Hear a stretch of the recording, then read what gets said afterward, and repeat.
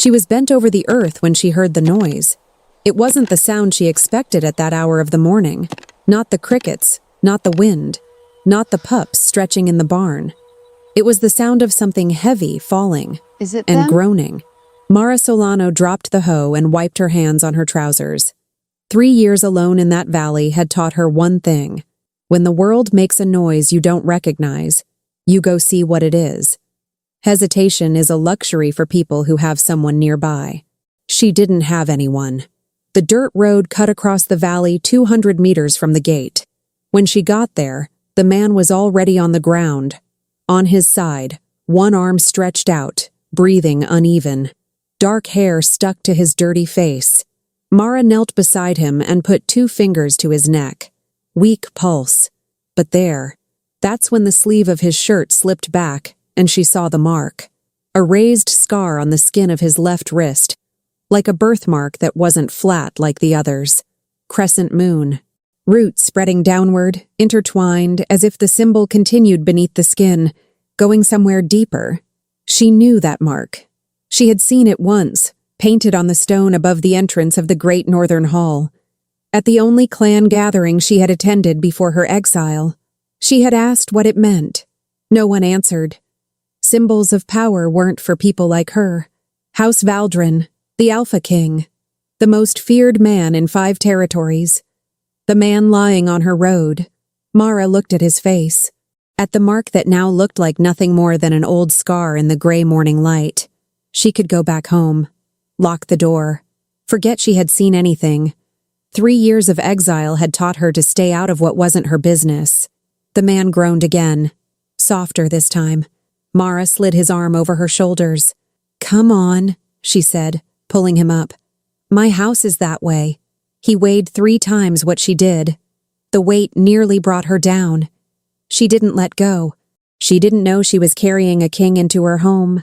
He didn't know he was falling into the hands of the only woman the land would recognize. The road knew, but the road never tells. If you love intense wolf stories with destiny and twists, go ahead and subscribe to the channel right now. So subscribe and turn on notifications so you don't miss any chapters. And how about we get to know each other better? I'm Maggie Reed, the author of these stories. And you? Drop a comment below with your name and what city you're watching from. The sun hadn't fully risen yet when Mara Solano hunched her shoulders over the hoe and started her day. 38 years of life, and she carried them not as a burden, but as an achievement. Every fine wrinkle the sun had etched at the corners of her eyes was a story. Every callus on her hands was an answer to the cruelty of the world. You can bend me, but you can't break me. The earth was still cold at that hour, but it was the kind of cold she knew well, the cold that comes before the kindness of morning, the silence that only exists before the world wakes up and remembers to be loud and unforgiving. She took a deep breath as she dug her fingers into the soil between swings of the hoe, feeling the familiar texture of land she had tamed with her own hands over 3 winters. The air smelled of damp herbs, old wood smoke, and, always present, always comforting, the faintly wild scent of her own. Hers. The word still warmed her from the inside out, even after all this time. The small pack of wolf pups she had taken in over the 3 years since her exile still slept in the converted barn, curled together like bundles of fur and warmth. 5 of them, each with their own difficult beginning, each found in need of a home. Mara's heart had never hardened. That was the problem, according to the council of the Greystone clan. She lifted her face to the ember-colored horizon, took another deep breath, and got to work for real. It had been 3 years since the day Mara crossed the Greystone clan's portal for the last time, her ceremonial dress torn at the hem, her hair loose because they had taken the silver clasp that had belonged to her mother, and Elder Harvin's voice still echoing like a lash across her back. Mara Solano, for defying the council's decrees and refusing to surrender the wolf pups you protected. You are exiled. The council has made its decision. She had walked with her head held high, shoulders back, chin steady against the urge to tremble. She had sworn to herself she wouldn't look back, and she hadn't. What she found beyond the border wasn't the nothingness the council had probably imagined for her. It was just land. hard, unforgiving land that demanded patience. And Mara had patience to spare, forged through years of learning to love creatures the world had cast aside. She built the house with her own hands, over months that blended exhaustion with a strange kind of pride. Then, one by one, the pups had appeared. Nim was the first, thin as a thorn, with a front leg that had healed in its own way, which he carried with the dignity of someone who refused to make it a tragedy. He followed her everywhere with complete devotion, especially when she worked in the garden, and had learned that if he stayed still enough near her feet, she would eventually stop to scratch behind his ears. Brasa came next, orange like fire, with a temperament that mixed impatience and tenderness in ways Mara sometimes found exhausting, and sometimes the most beautiful thing in the world. Echo arrived quietly, cautiously, taking weeks to let anyone get close. But once she trusted you, she was loyal as stone.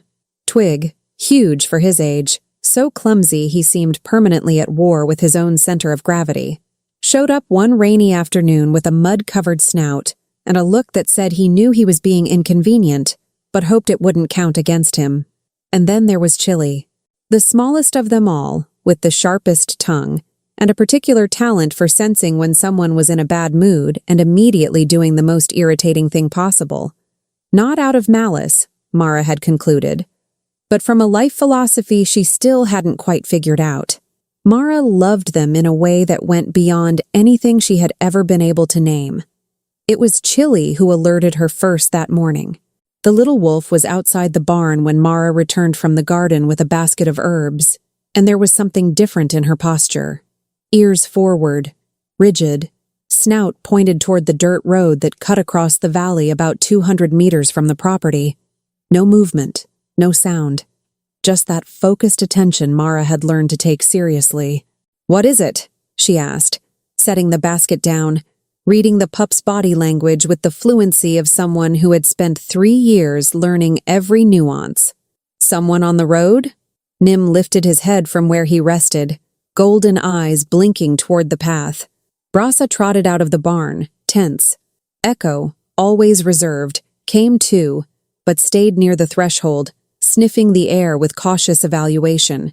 And Twig appeared last, tripping over the doorway with the enthusiasm of someone who had just missed the beginning of something important, but was fully committed to making up for it with presence, quickly regaining a dignity the situation didn't quite deserve.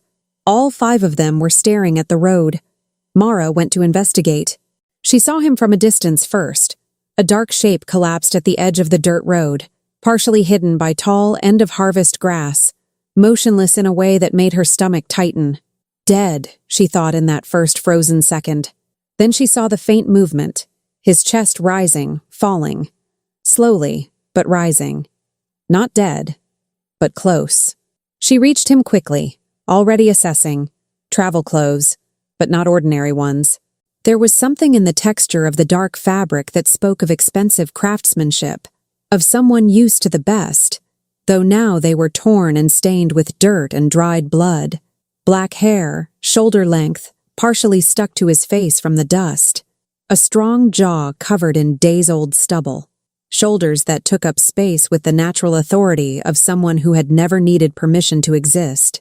The wound was on his side, serious, but he had managed to stop the bleeding before she found him.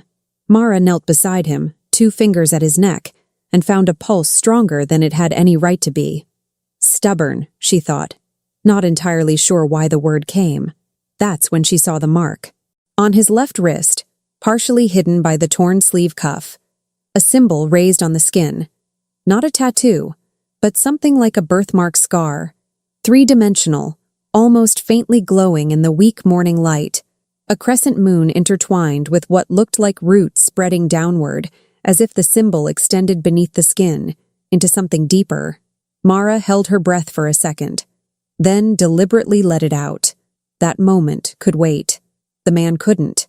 "I need to move you," she said, her voice firm in the way of someone who doesn't expect an answer but offers one anyway. "I live nearby.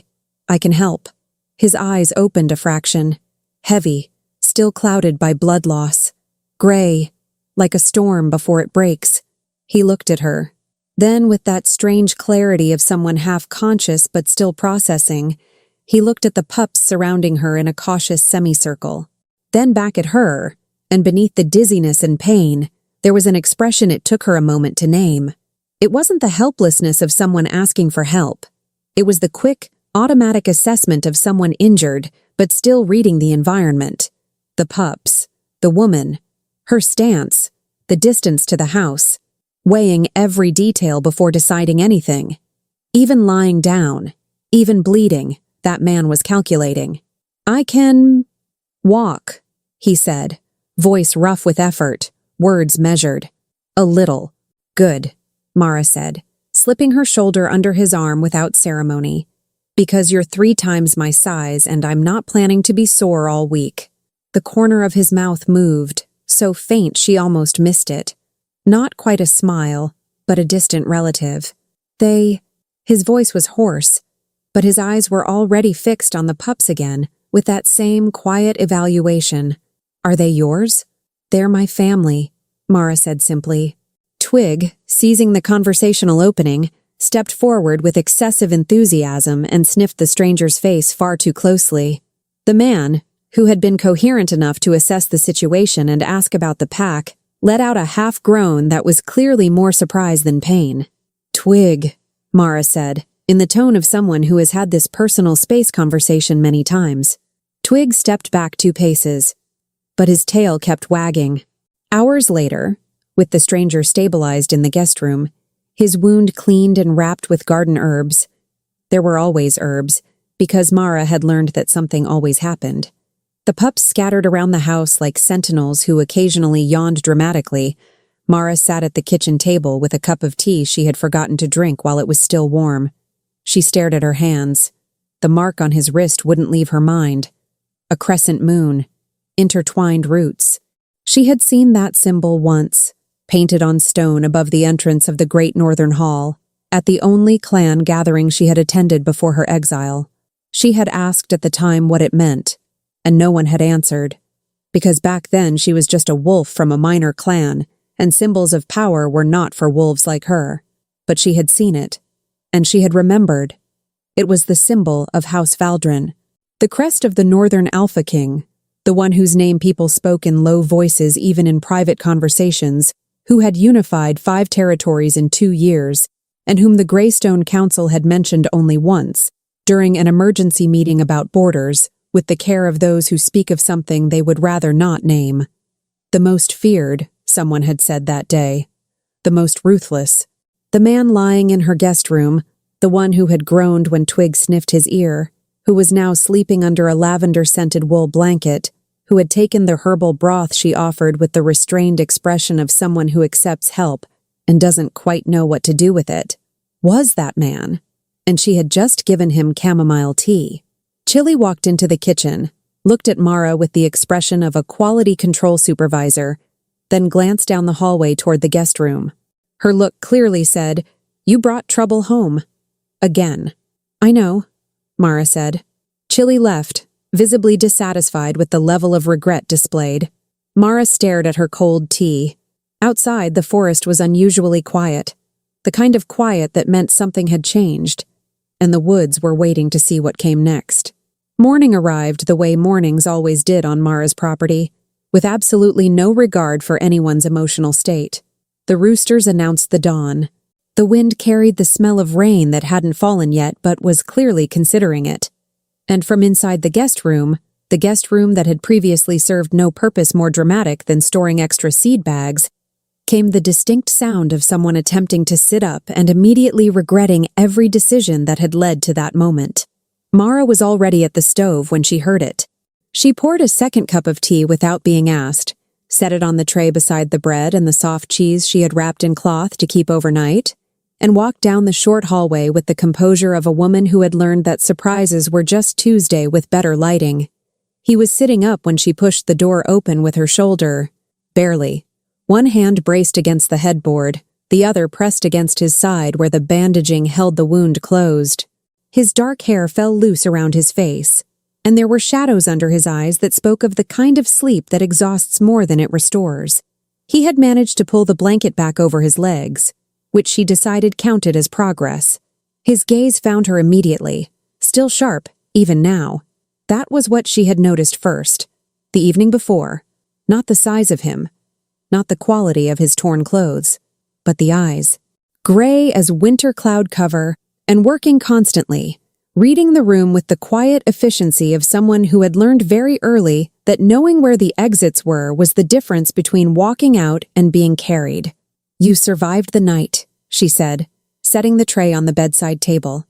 "That's a reasonable start. I told you I would. You also told me you could walk when I found you on the road." She pulled the small chair from the corner and sat, crossing her arms with the particular patience of someone who was prepared to wait as long as it took. "So I've adjusted my confidence in your self-assessments." Something moved at the corner of his mouth. Not quite a smile, but the structural suggestion of one. He reached for the bread. She noticed he used his right hand, keeping the left, the one with the mark, still against the blanket. She noticed. She said nothing. He ate with the concentrated focus of someone who understood that eating was tactical before it was pleasurable. Not hungry in the way of a person who had missed lunch, but in the way of a body that had been running on empty for longer than one road and one night. 3 pieces of bread, most of the cheese. The tea, without comment on the chamomile. Mara watched without staring. There was a difference. "The wolf pups," he said finally. "They were all out there when I woke. In the hall. They take turns. Nim does the early shift. He's the most responsible." She paused. "Chili does the overnight watch, but I suspect her motives are less about security and more about being the first to know things. The small orange one. That's Brasa. Chili is the smallest. Dark fur, judgmental eyes."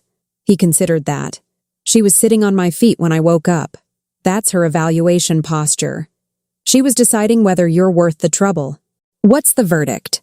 Mara kept her expression neutral. "You still have all your fingers, so probably not terrible." He set down the bread. The lightness of the exchange dissolved as naturally as it had appeared, and underneath it was the weight of what hadn't been said yet. What both of them had been carefully, professionally not saying since the moment she had walked him through the door. "You know who I am," he said. Not a question. Flat and direct, the way people speak when they're not asking for confirmation, but offering the opening for honesty. "I saw the mark on your wrist." She held his gaze steadily. "House Valdrin, Northern Alpha King. A beat, and you still brought me inside. You were bleeding on my road." She said it simply, the same way she might say the fence needs fixing, or the rain is coming from the east. Not as a moral statement, just a fact that made the next action obvious. What you are doesn't change what you needed. Something shifted in his expression. Subtle, controlled, but there. Like a man who had been braced for a different answer and didn't quite know what to do when the expected impact didn't come. "That's either very brave," he said carefully, "or very reckless. I've been told it's both." She stood, collecting the empty tray. "The wound is holding. Don't do anything that requires twisting or lifting today, or I'll have to redo the bandaging, and I have a fence that actually needs work." He opened his mouth. "That wasn't a suggestion," she added, already at the door. Behind her, she heard the sound of him exhaling, slow, deliberate, the particular exhale of someone who was used to being the one who gave instructions and was recalibrating in real time. She did not smile until she was back in the kitchen. He told her his name midway through the afternoon. Not the king, not the title, just the name, offered simply, the way she would offer hers to someone she'd decided deserved the real version. "Fedric," he said from the doorway of the guest room, where he had appeared despite her explicit instructions, leaning against the frame with the careful stillness of someone managing pain without advertising it. He was watching her work in the small kitchen garden visible from the hall window. Or rather, watching Twig work in the kitchen garden, in the sense that Twig had followed her outside and was now digging enthusiastically in the corner she had specifically prepared for replanting. Twig froze, looked at the small hole he had created, looked at Mara. His tail wagged once, hopefully, as though enthusiasm might serve as retroactive permission. "That's not the bed," Mara said. Twig looked at the hole, looked at her, wagged again, slightly slower this time, recalibrating his optimism. From the doorway, Fedric, and something about the name already felt different from the king, more weight and less ceremony, said, "He genuinely believes it helps. He genuinely believes a lot of things that don't hold up under scrutiny." But there was no edge in it. She crouched down, examined the damage, and began redirecting the turned soil into something workable. "He has the biggest heart of any of them. The coordination just hasn't caught up yet. How long have you been here?" 3 years in spring. "Alone?" She looked up briefly. "Not alone. Never alone." A gesture toward the wolf pups, Nim still faithfully at her heels, Echo watching from the shade, Brasa chasing something that may or may not have existed, Chili sitting on the fence post with the posture of a small, opinionated monarch surveying her domain. But yes, without other people. That part took some adjusting. Fedric was quiet for a moment. She could feel him still reading her, the same way he had read the road when she'd half-carried him down it, that constant low-frequency assessment. "The Greystone clan," he said. Her hands didn't stop moving. "You've been doing your own reading. The mark on the seal of your barn door. Old Territory brand." A pause, measured and careful. "I know what they do with unclaimed pups in neutral ground." The soil was cool under her hands. She kept her focus there. "Then you know why I couldn't leave them." It came out steadier than she expected. Not hard, not raw, just honest. The way a fact sounds after you've made peace with it. "And you know what the council decided to do about that." Silence. Then, from the doorway, something quieter than his usual measured tone. "They were wrong." 3 words. Said without drama, without the political careful weight of someone performing an opinion. Just stated. Like it was obvious and he had no interest in pretending otherwise. Mara sat back on her heels and looked at him properly for a moment. The afternoon light came through the garden sideways, touching the lines of his face. The jaw. The shadows under his eyes. The mark at his wrist where the sleeve had ridden up. He looked like what he was. A powerful man who had been knocked down and had not yet decided how to feel about the fact that someone ordinary had helped him back up. She was trying to decide what to say when Chili chose that exact moment to fall off the fence post. Not gracefully. Not even with the partial dignity that Twig occasionally managed. Chili went sideways, hit the ground, stood up with the immediate posture of someone who had absolutely meant to do that, and walked away without looking at either of them. Fedric stared at the spot where she had been. "Does that happen often?" "Only when she's been sitting still too long and starts thinking she's invincible." Mara turned back to the soil, hiding the curve of her mouth. "It's a whole cycle. I've learned not to comment." "Wise." "Survival," she corrected simply. That night, after the wolf pups had settled and the fire had burned low, Mara sat at the kitchen table with the lamp turned down and the quiet of the property wrapped around her like a second skin. She was thinking about the mark on his wrist. Not just as identification. She had moved past that. She was thinking about what else she had seen in the brief second when the lamplight had hit it directly. The way it had seemed, in that one instant, to respond to something. A faint warmth under the surface, like metal that had been near a flame. She had felt something too, in that same instant. A pull she couldn't name. Not attraction, not fear, but something older than either. Something that came from a place beneath thinking. She pressed her own palm flat against the wooden table, feeling the grain of it, and breathed slowly. She had spent 3 years building something steady here. Something that didn't ask anything of her beyond honesty and work and care. She was not in the business of complications. Down the hall, behind the closed door of the guest room, she could hear Chili's faint weight settling, because Chili had apparently made the administrative decision that the guest room was also her jurisdiction now, supervision charges non-negotiable, and very faintly, just at the edge of hearing, Fedric's voice, low and brief, speaking to the wolf pup. Not a command, not a dismissal. Whatever he said, Chili's response was a single quiet sound, the kind she made when something had passed her evaluation. Mara stared at the dark window for a long moment. Complicated, she thought. Then she blew out the lamp and went to bed. The 12th day after Frederick's arrival began with two things happening at almost exactly the same time.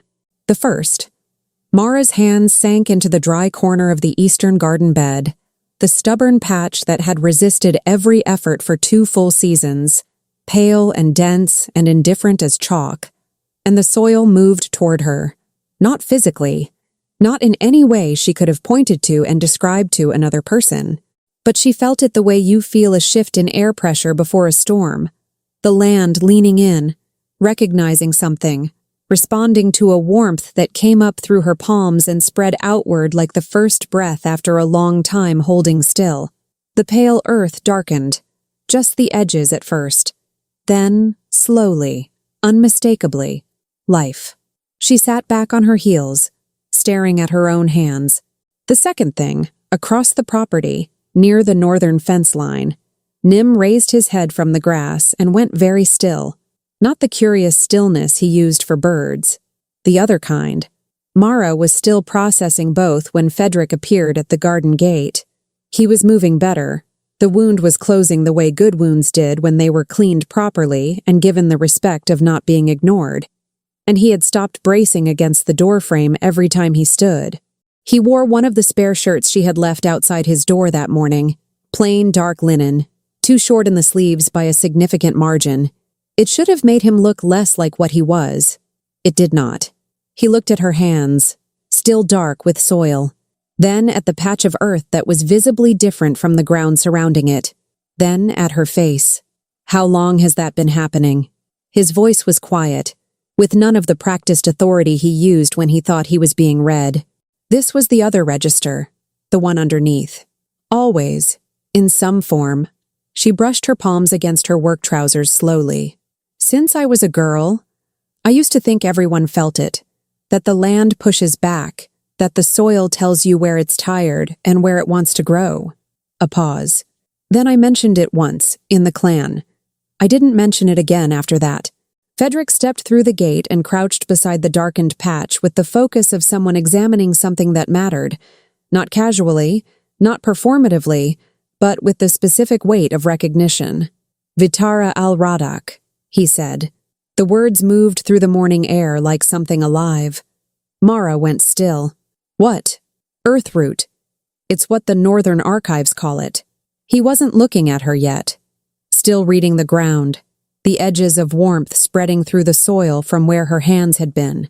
The ability to wake dormant land, to call life from ground that has forgotten it. He finally looked up. There are 3 documented cases in the last 2 centuries. The scholars considered it extinct. The Greystone Council called it a disturbance of natural order. Something hardened briefly in his expression. Controlled and quick, but she caught it. They didn't know what they had. He stood, and his eyes were direct and level with hers. Or they did, and that frightened them more. The morning held both of them for a moment. Then from the northern fence line, Nim made a sound she had never heard from him before. Low, not quite a growl, something between a warning and a question. And every other wolf pup on the property went still at once. Mara reached Nim in 30 seconds, Frederick 2 steps behind her despite the wound and every instruction she had given him about not moving quickly. She would address that later.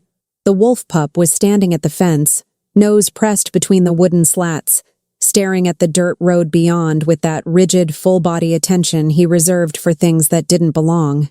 Mara crouched beside him, following his line of sight down the empty stretch of road. Nothing visible, but the birds had stopped. She had learned in 3 years alone on this property to read that specific silence. The absence of bird sound was not peace. It was every small creature in the area making a unified, instinctive decision to be elsewhere. "How many?" she asked, without looking at Frederick. He was already reading the road. 2, maybe 3. His voice was flat and measured in a way that was entirely different from calm. "They've been moving parallel to the road, not on it. Staying in the tree line. A beat. They're good, but the ground has been soft since yesterday's rain. Tracks. Tracks." Mara's hand rested on Nim's back, feeling the low vibration running through him. She made the slow, deliberate sound that meant, "I see it. I'm here. Stand down." And Nim held his position, but the tension in his spine eased fractionally. "Who are they?" She kept her voice even. A silence that lasted exactly 1 second too long. "The men who arranged my ambush." Fedric said it the way you say something you've been deciding how to say. "I had a planned route. Only my senior counsel knew the exact path. Somewhere in that circle." He stopped. Not because he didn't know the rest of the sentence, because saying it out loud made it real in a way that clearly cost something. "Someone wanted me gone before I reached the Eastern Border meeting. How many people knew about the route?" 7. "And you trust?" 3. "Absolutely." A pause. "The other 4 are why I'm currently wearing a borrowed shirt in someone else's garden." Chili arrived at that precise moment, having apparently decided that whatever was happening at the fence was significantly more interesting than whatever she had been doing. She inserted herself between Mara and the fence slats, sniffed the air with professional intensity, and then looked at Fedric with an expression that said, "I knew you were going to be complicated." Fedric looked at the small wolf pup. "I'm aware," he said, as though she had spoken aloud. Chili sat down.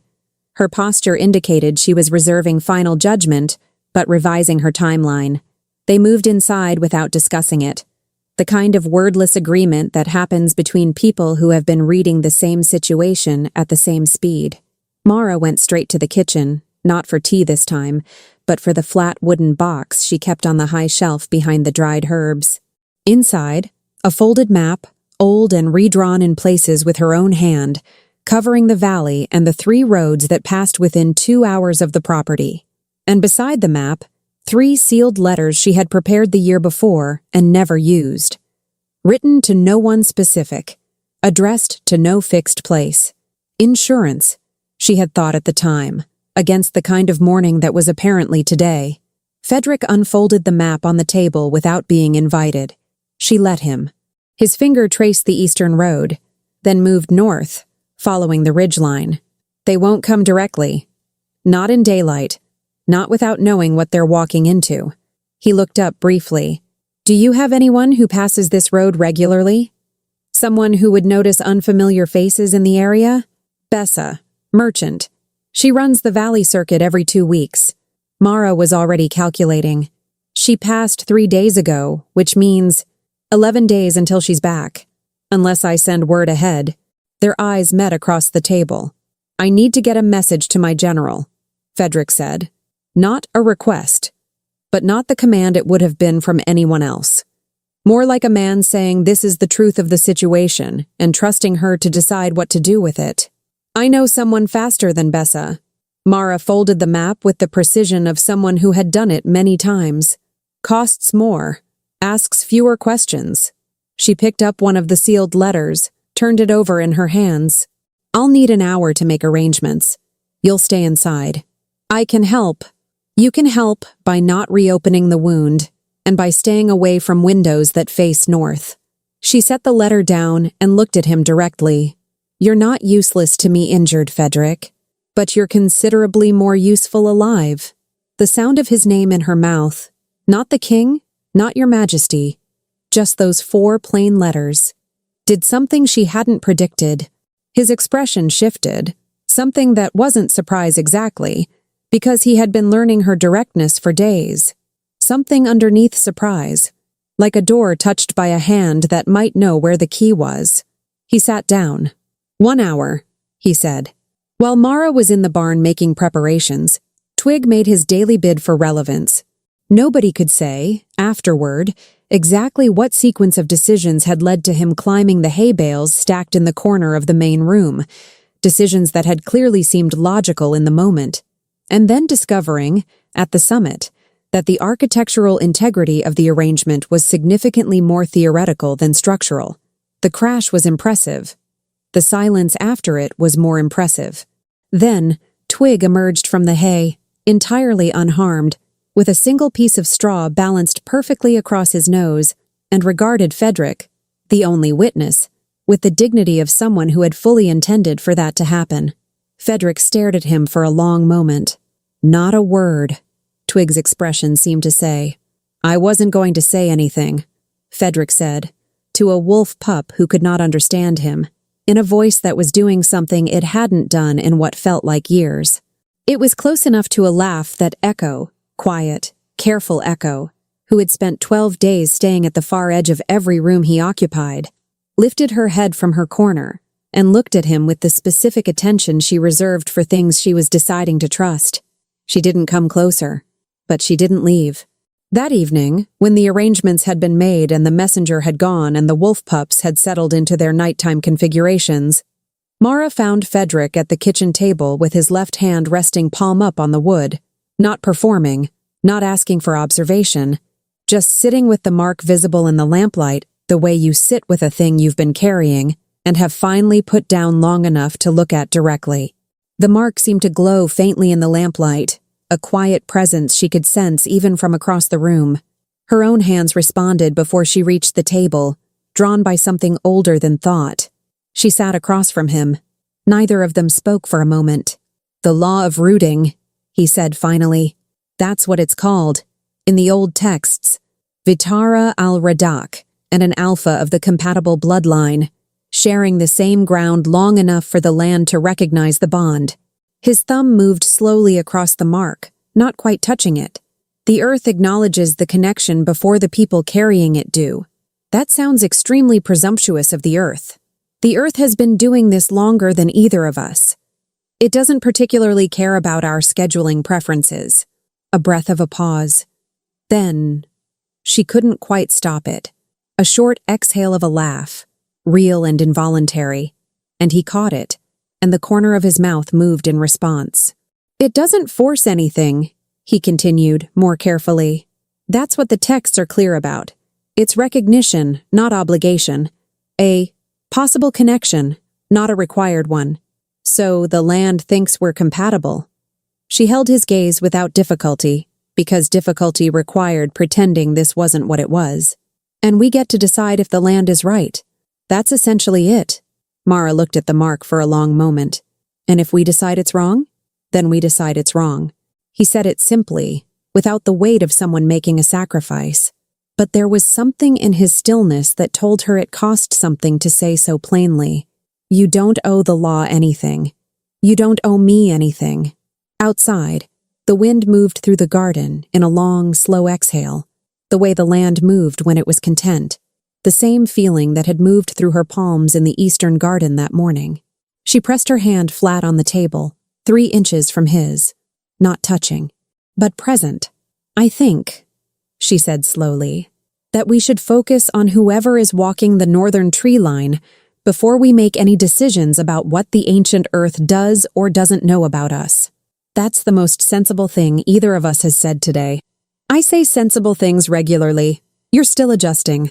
Chili jumped onto the table between them, uninvited, inevitable, stepped directly across the mark on Frederick's wrist with the delicacy of a small creature who had made large decisions, and settled herself precisely in the 6 inches between his hand and Mara's. She looked at each of them in turn. Her expression said, with remarkable clarity, "I'm monitoring this situation. Proceed accordingly." Frederick looked at the wolf pup. "She does this on purpose. Everything Chili does is on purpose," Mara said. "I've come to find it comforting." The fire crackled. Somewhere in the distance, past the fence line and the silent tree line and the road that now held things neither of them had invited, the land breathed. And the mark on Frederick Valdrin's wrist held its warmth all the way through the night. The messenger came back in 6 hours instead of 2 days. That alone told Mara everything she needed to know about the shape of what was coming. She heard the horse before she saw it. The particular rhythm of an animal being pushed past comfortable pace, hooves on the dry road carrying urgency in every beat. She was already at the gate when Bessa's nephew crested the low hill, young and breathless, and trying very hard to look like he wasn't scared. He handed her the folded paper without dismounting. She read it once. Then again, because the first reading hadn't produced a different result. When she looked up, Frederick was standing in the doorway of the house. He had heard the horse too, of course he had, and whatever was in her expression told him what the words said before she spoke them. "Your General Corvan is 2 days out," she said. Moving fast, minimal company, trying not to draw attention. She folded the paper with deliberate hands. The men in the tree line. Your messenger counted 4 of them, not 3. They made camp half a mile north last night. A pause that lasted exactly as long as it needed to. They know you're here. The morning held that information for a moment. Fedric stepped down from the doorway, the wound pulling at the movement in a way she could read in the set of his jaw even though he didn't make a sound about it. How long before Corvin arrives? If the roads hold, 2 days? Maybe less. She tucked the paper into her vest pocket. If those 4 in the north decide to move before then, they won't attack directly. His voice was measured, reading the situation the way he always did, calmly, steadily, from the outside in. Not without being certain I'm here. Right now they suspect. They're waiting for confirmation. What would confirm it? His eyes met hers. Me. The next 3 hours were the most organized Mara had been in recent memory, which was saying something because she ran an entire property by herself, and organization was essentially a survival trait at this point. She moved the wolf pups to the inner rooms, not locked in, never locked, but settled and calm with specific instructions communicated in the language she had spent 3 years learning. Nim understood stay close better than most words she knew. Echo understood it even better, though she chose to interpret it as stay close to Mara specifically, which meant she spent the morning as a quiet shadow 3 feet behind her wherever she went. Brasa, told to stay inside, went outside twice, came back both times with a specific energy that suggested she considered the instructions advisory rather than mandatory, but that she was choosing to comply as a gesture of good faith. Twig was told to stay on the rug. He stayed on the rug. Then he moved the rug, incrementally, until it was in a completely different location, and stayed on it there. Technically compliant, deeply committed to the letter of the law at the complete expense of its spirit. Chili did not need to be told anything. Chili had already assessed the situation and taken up her position on the highest point of the interior, the top of the kitchen shelf, where she could observe the full room and all incoming traffic and communicate her findings through a system of pointed looks and occasional small sounds that Mara had learned to translate with reasonable accuracy. Current finding, this is a significant inconvenience, and I hold everyone present partially responsible. Fair, Mara told her. Fedric, who had watched all of this from the kitchen table, said nothing. But she caught his expression when Twig completed his 3rd incremental rug migration. Something quietly, genuinely amused, surfacing through the controlled focus he wore like a second skin. They worked side by side through the morning without planning to. It started practically. Mara was reinforcing the latch on the northern-facing window, and Fedric, after approximately 4 minutes of watching her manage it with one hand, while the other held the frame, simply held the frame. She didn't comment. He didn't make it significant, but they moved through the house that way for the next 2 hours, the property reshaping itself around 2 sets of hands and a shared, unspoken assessment of what needed doing. She noticed things, in the space of that closeness, that he worked without waste. No unnecessary movements, no performative effort, just clean and efficient and oddly comfortable to be near in a way that had nothing to do with attraction and everything to do with the fact that he didn't take up more space than he needed, that he knew how things were built, not with the detached academic knowledge of someone who had read about it, but with the hands-on understanding of someone who had, at some point, built things himself. The mark on his wrist seemed to glow softly whenever he was near her. She felt a matching warmth in her own palms, a quiet recognition. She didn't mention it. He didn't mention it. They both knew they were not mentioning it, which meant they were both thinking about it constantly, which was its own kind of conversation. Just before midday, Echo came to Fedric. Not quickly, not dramatically. The way she did everything, slowly, with great internal deliberation, each step considered before it was taken, her whole body a study in the careful arithmetic of trust.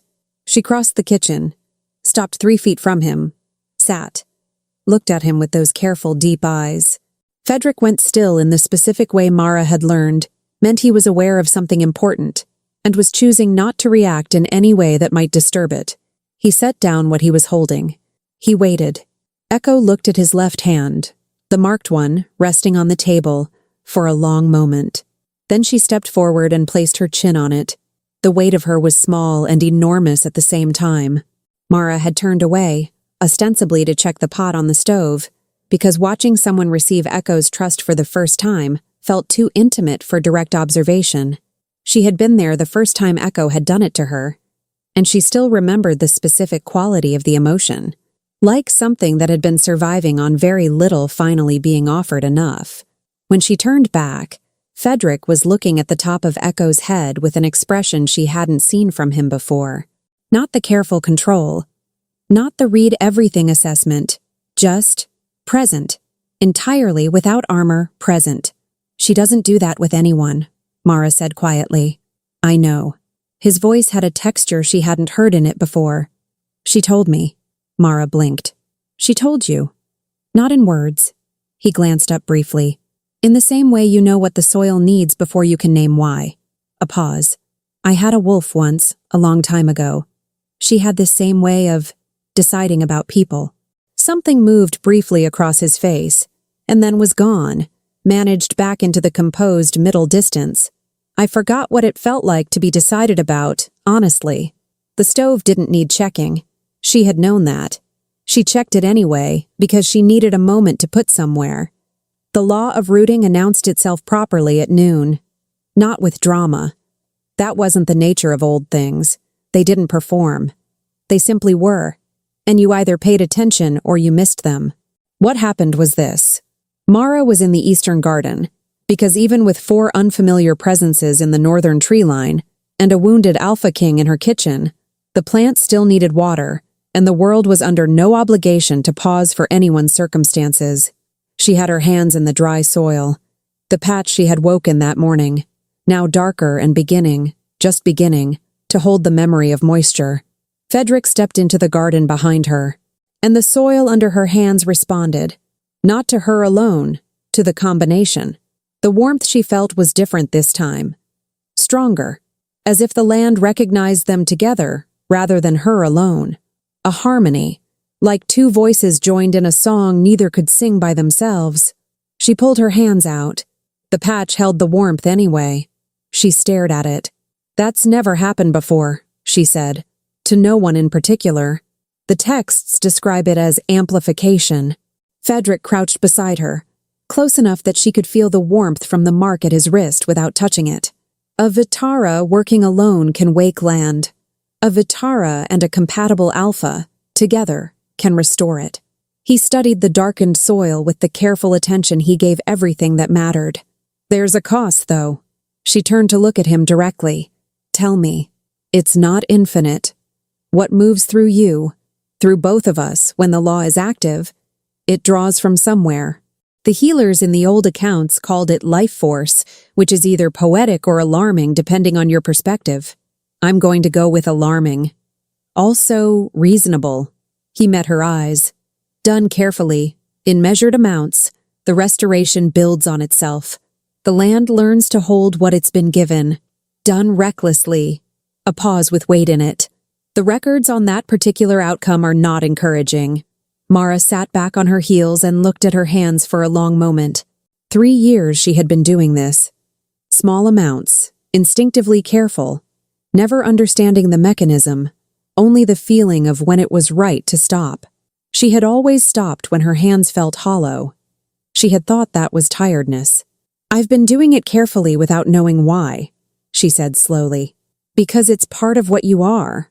He said it with a simplicity that was the opposite of dismissal. It was acknowledgement, clean and complete.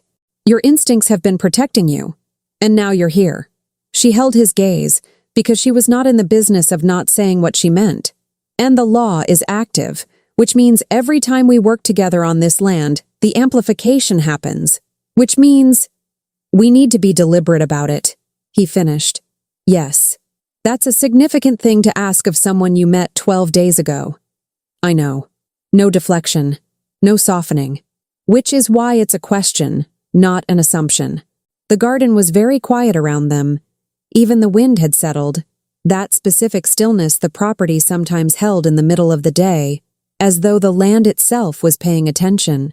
Mara looked at the dark soil, looked at her hands, looked at the mark on his wrist, warm in the noon light, and felt the answering warmth in her palms that she had stopped trying to question. She made a decision. Not about everything. Not about the future or the law or what came after Corvin arrived, or what happened when the world remembered who he was and reclaimed him. She was 58 years wise and 3 years rebuilt, and she did not make large decisions carelessly. But about this, about the garden and the land, and the thing she was and the question he had asked honestly. Deliberately, she said. Measured amounts. We stop when I say stop, no argument. No argument. And when Corvin arrives, she paused, choosing the words. We discuss what comes next before it's decided for us. Something in his expression settled. Not relief, because relief implied he had been uncertain of her. And she didn't think that was quite it. More like a man who had asked an honest question and received an honest answer, and found, to his own surprise, that that was what he had needed most. Agreed, he said. Chili appeared at the garden gate at that exact moment, looked at both of them with the focused disapproval of a very small creature who had been left out of a significant conversation, and then looked pointedly at the northern fence line. All the lightness dissolved. Nim's warning sound, low, that same not-quite growl, carried across the property from the direction of the fence. Mara was on her feet before she had consciously decided to stand. They're moving. Fedric was already up. The wound was in his expression, controlled and irrelevant. He had made a decision about it, she could see, the decision being not relevant right now. How many exits from this property? 3. North Gate, South Road, Eastfield Break. She was already moving toward the house. There's a 4th through the cellar. Comes up in the tree line on the west side, about 40 meters out. Can they know about it? No one knows about it. She pushed through the kitchen door, the wolf pups rising around her with that instinctive synchrony. I built it myself second winter, in case I ever needed to get 5 wolf pups out quietly. A fractional pause behind her. You planned for this. I planned for something. She pulled the cellar door up without hesitation. 3 years alone teaches you that the world doesn't stop having sharp edges just because you've moved somewhere quieter. Twig, still on his relocated rug, looked at the open cellar with the expression of someone who had questions about the change in program. Not you, Mara told him gently. You stay with Nim. Guard the south side. Twig stood up with an air of great importance and went immediately to find Nim, rug completely forgotten. Chili jumped down from the shelf, sat beside Mara's feet, looked up with an expression that said, I'm coming. This is not a discussion. I know, Mara said. Fedric looked at the small wolf pup, then at Mara, then at the cellar opening. The sounds from the northern fence line were closer now. For what it's worth, he said, low and even, I don't intend to let them reach this house. Mara looked at him, at the steady gray of his eyes, at the mark warm at his wrist, at the borrowed shirt and the wound, and the 22 years of a king in the set of his shoulders. I know, she said. And then, because she was Mara Solano, and she had spent 3 years learning that directness was kinder than hesitation. Neither do I. The northern tree line cracked with the sound of something large moving through it. Chili growled. And the earth beneath the property, dark and warm and awake, held steady. The 4 trackers made their mistake at the worst possible moment, which was, from Mara's perspective, the best possible moment. Because the worst possible moment for them happened to be when Fedric Valdrin was standing in her garden, with full use of his eyes, his instincts, and approximately 22 years of accumulated expertise in exactly this kind of situation. They came through the northern fence line at the point where the old oak leaned over the post, the gap she had been meaning to reinforce for 2 seasons and had never quite gotten to, a fact she was going to think about extensively later when there was time for productive self-criticism. 4 of them, moving in the crouched, deliberate way of people who believed they were being subtle. They were not being subtle. Chili had clocked them 30 seconds earlier and communicated this through a sound so sharp and specific that every wolf pup in the property had gone still, and Mara had moved to the gate, and Fedric had moved to stand just behind her left shoulder, close enough to act, far enough to give her the space to be exactly where she had chosen to stand. She noticed that, the deliberateness of it, He didn't step in front of her. He didn't take over the geography of the situation the way men with his kind of authority so often did, treating the space around them as automatically theirs. He positioned himself as backup. Her backup. She would think about that later too. The lead tracker stopped when he saw them. He was broad and weathered, with the careful eyes of someone professionally paid to find things, and the specific expression of someone who had found something slightly different from what they had expected to find. He had clearly anticipated either an injured man alone, or no one visible at all. He had not anticipated a woman standing at her own garden gate, looking like she had been expecting him, and found the whole business mildly tiresome. "Private property," Mara said, in the conversational tone she used for things that were not actually questions. "The road is 200 meters north. You've come considerably further than navigational error explains." The tracker's eyes moved past her to Frederick. And this was when Mara understood something she hadn't fully understood before, despite 12 days of close observation. She had seen Frederick wounded. She had seen him careful, controlled, thoughtful, quietly funny in the specific dry way of someone who had learned to keep that part of himself under tight management. She had seen him sit very still while Echo decided to trust him, and she had seen his face in that moment, which had told her more about who he was than any number of careful conversations. She had not yet seen this. He didn't move. He didn't raise his voice. He didn't reach for anything, or shift his weight, or do any of the physical things that people did when they were asserting dominance over a situation. He simply became. It was the only word for it. The quality of his presence in the space changed in a way that wasn't performed and wasn't gradual, like a frequency shifting from background noise to something that moves through the chest. His eyes settled on the lead tracker with the flat, absolute attention of something that did not need to announce what it was, because what it was self-evident. The tracker stopped moving entirely. The three behind him stopped moving too. Chili, beside Mara's left ankle, made a sound that was somewhere between satisfaction and professional acknowledgement. "You know who I am," Frederick said. 4 words, said quietly, in the register that was not a question and not a threat, simply the acknowledgement of a fact and the invitation to consider its implications carefully. "And you've chosen to come onto this land. I'd like to understand why." The lead tracker's jaw tightened. Something moved behind his eyes, the arithmetic of a man calculating odds and not arriving at a comfortable number. Lord Fenrath's orders. "Ach," he said it with the flatness of someone who had decided that honesty was now strategically superior to pretense. "Find you. Confirm you survived the road. Report back." "Not eliminate?" A fractional pause. "Not yet." Frederick was quiet for a moment. The garden held that specific stillness, the land paying attention again, the way it had been doing with increasing frequency since his arrival. "Lord Fenrath," he said, and there was something in the way he said the name, not anger, not surprise, but the particular tone of a man filing a fact into a category he had been hoping to leave empty. "Tell me, when you report back, will you be telling him that you found me standing on private land under the care of someone who has done nothing to involve herself in any of this?" A pause. "Or will you be sensible enough to report that you found nothing and return to whoever is paying you with the recommendation that this particular situation has become considerably more complicated than anticipated?" The tracker looked at him for a long moment, looked at Mara, looked at Chili, who was staring at him with the focused intensity of a very small creature who had made very large decisions and was prepared to act on them. Then he looked back at Frederick. "The woman on this land," he said carefully. "She's not part of this." "She is not," Frederick said. "And I'd strongly suggest she remain that way." Another long beat.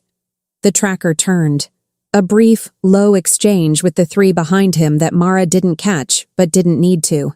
Then, with the deliberate, unhurried movement of men who were leaving by choice rather than retreat, an important distinction, she understood, for people whose entire professional identity rested on that difference. They moved back toward the fence line. The northern tree line swallowed them. The birds came back within 2 minutes.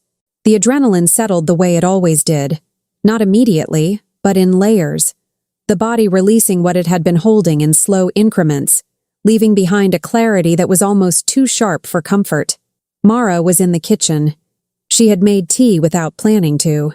Hands moving through the familiar motions because familiar motions were useful when the mind was doing too many things at once. Fedric appeared in the doorway. He was himself again, or rather, the version of himself she had come to know over 12 days. The careful and dry and genuinely present version. The other thing, that quality, that frequency, had receded back to wherever it lived in him when he wasn't needing it. She handed him a cup. He accepted it without comment, which she had come to understand was his way of saying thank you for things that felt too significant for the words to carry properly. "Lord Fenrath," she said, not as a question. "My Eastern Council, third seat." He wrapped both hands around the cup, the mark visible, warm, pulsing at its steady rhythm. "He's been building a case for border renegotiation for 2 years. The meeting I was traveling to would have settled it against his interests." A pause, measured and even. "He's not the only one, but he's the most organized." "Is he dangerous?" "To me, politically, yes. To you." His eyes were direct. "Only if you remain visible in this." Mara thought about that for a moment. "Corvin," she said, "your general. You trust him completely." Something in Fedric's expression shifted. Not softening exactly, but opening, the way a closed space opens when a window is found. 20 years, he said. "He served my father before me, which should mean nothing but in his case means everything.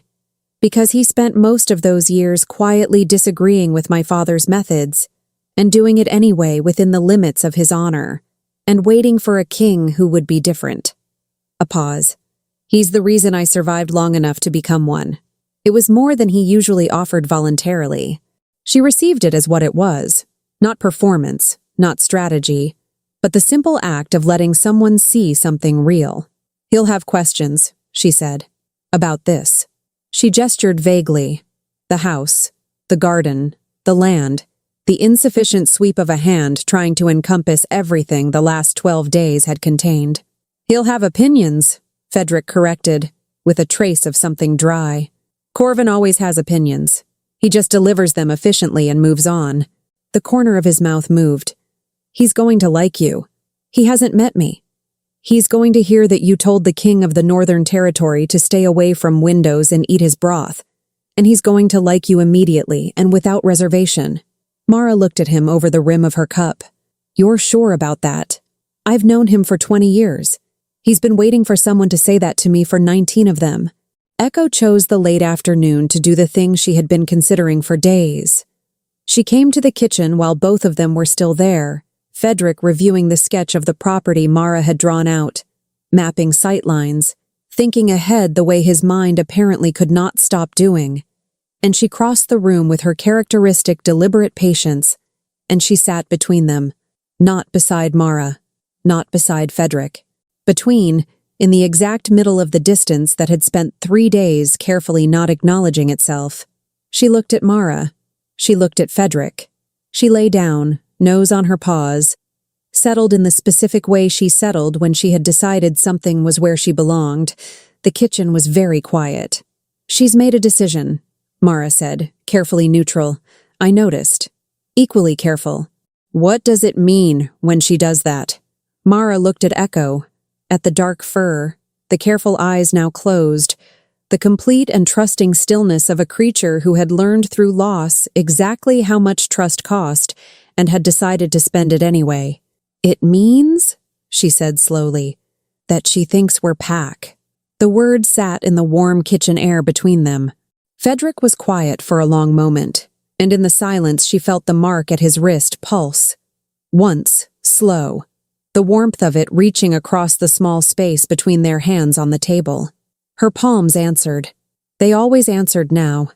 She had stopped pretending she didn't notice. "Mara." His voice was low, and had that texture in it again, the one underneath the control. "I need you to know that whatever comes next, Corvan arriving, the situation with Fenrath, all of it, I'm not going to let any of it reach this place without your full knowledge and consent. What you've built here," he paused, "it matters. You matter. Not as the Vitara, not as what the law says you are to me. as yourself. She was 38 years old and 3 years rebuilt, and she did not make large decisions carelessly. But she looked at him, at the gray eyes that were being completely, disarmingly honest, and she felt something shift that had been very carefully held in place for a long time, not falling, not yet. Something earlier than that, the decision to stop pretending that the ground was still entirely level. "I know," she said, and then, because she was who she was, "Don't make me regret deciding to believe that." "I won't." Chili jumped onto the table between their hands, landed directly on the map, which crinkled importantly, looked at each of them with the expression of a small creature who had been supervising this development for days and found the pace adequate, if not exemplary, and then lay down on the map with the satisfied air of something whose work here was essentially complete. "She's on the river crossing," Fedric observed. "She does it on purpose." "I know." He looked at Chili, at Echo asleep between them, at the warm kitchen and the fading afternoon light through the window. Something crossed his face that she thought, privately, was the expression of a man remembering what it felt like to be somewhere that chose him back. "I know she does." Outside, the land breathed its long, slow evening breath, and 2 days north, moving fast on quiet roads, Corvin was coming. Corvin arrived at dawn on the second day, exactly when he said he would, which Mara would later learn was the most reliable thing about him. She heard the horses first, 2 of them, moving at a road pace that was fast without being urgent, the rhythm of riders who had been pushing hard for 2 days and had decided that the last half-mile was no place to lose composure. She was already at the front gate with a cup of coffee she hadn't offered to share when the first horse came around the low bend in the road. The man on it was somewhere in his mid-50s, broad across the shoulders in the way of someone who had spent decades doing physical things and had simply kept doing them, with close-cropped silver hair and a face that had been weathered into a permanent expression of patient assessment. He wore plain traveling clothes, no insignia, nothing that announced anything, and he scanned the property with a single slow sweep of eyes that were the particular shade of brown that suggested they had seen most things and retained useful information about all of them. He looked at Mara. She looked at him. "You're the woman who told him to stay away from windows," Corvin said. "I told him to stay away from windows and eat his broth," she corrected. "Accuracy matters." Something moved across Corvin's face that started as assessment and arrived at something much warmer. "I've been waiting 19 years for someone to say that to him," he said. "So I've heard." He dismounted with the ease of a man who had done it 10,000 times, handed the reins to the younger rider behind him, quiet, watchful, who Mara would learn was called Davin and who communicated primarily through eyebrow movements of extraordinary range, and looked at the property with the same careful attention he had given everything else. "He's inside? Arguing with my fence repair, last I checked." "Good. That means he's healing." Corvin picked up his saddlebag with one hand and looked at her directly. "And you're Mara Solano, exiled from Greystone 3 years ago for collecting orphaned wolf pups against council orders." A pause. "I read the file on the road." Mara raised an eyebrow. "There's a file. There's a file on everyone within 2 days of the king's last known position. Standard procedure." He held her gaze with the directness of someone who had decided that life was too short for the kind of honesty that required elaborate architecture. For what it's worth, the Council of Greystone are, collectively, a spectacular example of power being handed to people who deserved it least. Mara considered him for a moment. "Coffee?" she said. "Desperately," said Corvin. The kitchen table had never held this many people at once.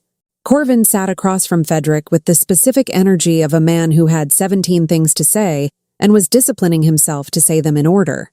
Devon sat beside the door with his coffee and his expressive eyebrows. Mara sat at the head of the table, her kitchen, her house, in the way she had learned to occupy space over 3 years of building something that was entirely hers. Echo, having assessed Corvin in approximately 40 seconds and arrived at a favorable conclusion, was lying under his chair. Corvin had not commented on this, but had shifted his feet to give her more room, which told Mara something useful about him. Twig had taken an immediate and overwhelming interest in Devon. who was now managing a large wolf pup's enthusiastic investigation of his person, with the stoic endurance of someone who had decided that dignity was a flexible concept. Chili was on the shelf, watching everything, reserving judgment. Fenrath moved faster than expected, Corvin said, his hands flat on the table, voice in the register of a man delivering a report he wished he was delivering differently. The 4 trackers were the first layer. There's a second, a formal challenge filed with the Northern Council 3 days ago, questioning the validity of the Eastern Border Agreement on procedural grounds. A pause. It won't hold, but it buys him time, and time is what he needs. For what? Mara asked. Corvin glanced at Fedric. Not for permission, she read, but the instinctive check of a man who had spent 20 years calibrating exactly how much to say in front of exactly whom. Fedric made a small gesture. Tell her. There's a provision in the old Northern Charter, Corvin said, turning back to Mara with the careful delivery of someone explaining something important to someone he had decided was capable of handling it.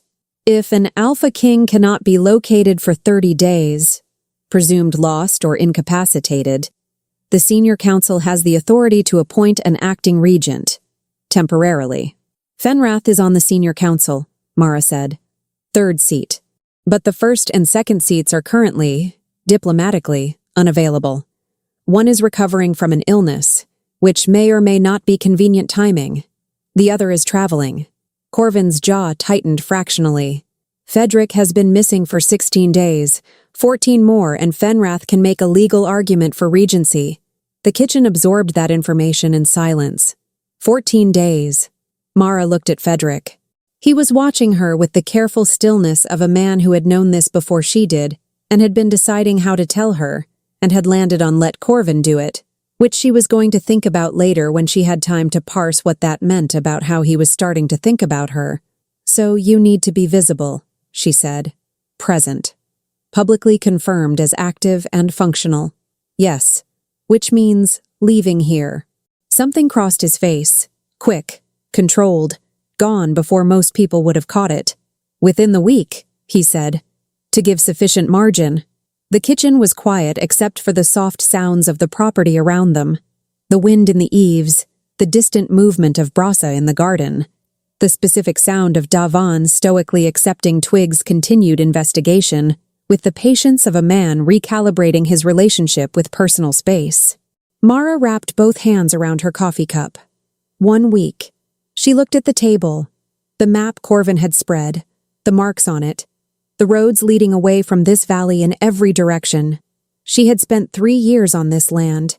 She knew every corner of it, every season's mood, every place where the soil held water, and every place where it let it go.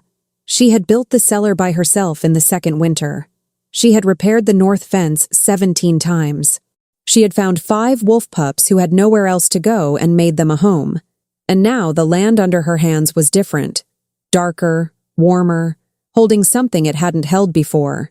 She knew, with the clarity of someone who had spent 3 years being honest with herself, because there was no one else around to perform for, that it wasn't only the land that was different. They worked the garden that afternoon, deliberately this time, measured, as agreed. Corvin had taken Davin and the horses to the small paddock at the south end of the property, with the tact of a man who understood timing without being told. Davin had gone without complaint. Twig had followed them, which everyone accepted as inevitable. Mara and Fedric knelt at the eastern bed, the stubborn stretch that was now dark along half its length, holding the warmth of what had been given to it and asking, in the language of soil and root, for more. Slowly, she said, I'll tell you when to stop. His hands went into the earth beside hers, not touching, close, parallel, the way 2 instruments sit in the same key without playing the same note. The amplification happened immediately. It was different from anything she had felt working alone. Not stronger, exactly, but fuller, like the difference between a single voice and a chord. The warmth moved through her palms and spread, and where it spread the soil responded. And the response built on itself in the way old things build when they are finally given the conditions they have been waiting for. She felt him feel it too. The slight change in his breathing, the quality of his attention sharpening and then releasing, like a man who had been holding something braced for a long time and had just found that the ground was steady. She watched the soil. She watched his hands. She was 38 years old and had spent a significant portion of her adult life being told that what she carried, this particular warmth, this particular gift, was a disturbance, an aberration, a thing to be managed and minimized and ultimately punished. She pressed her palms flat and felt it move through her like a river that had finally found its correct course. "Stop," she said, after 2 minutes. He lifted his hands immediately. No argument. Exactly as promised. The garden bed was dark from fence to fence, faintly luminous at the center, the way soil looks after rain when the light is right, except there had been no rain. Mara sat back and breathed. "How do you feel?" Frederick asked, with the specific attention of a man who was asking because it mattered and not because it was the correct thing to say. "Full," she said, and then considered that. "The way you feel after a meal that was exactly what you needed. Not empty at all." She looked at her hands, then at him. "You?" Something in his expression that she was learning to read as the unguarded version of himself, the one that appeared in small windows briefly before he managed it back. "The same." She held his gaze for a moment. "The texts were right about the amplification," she said.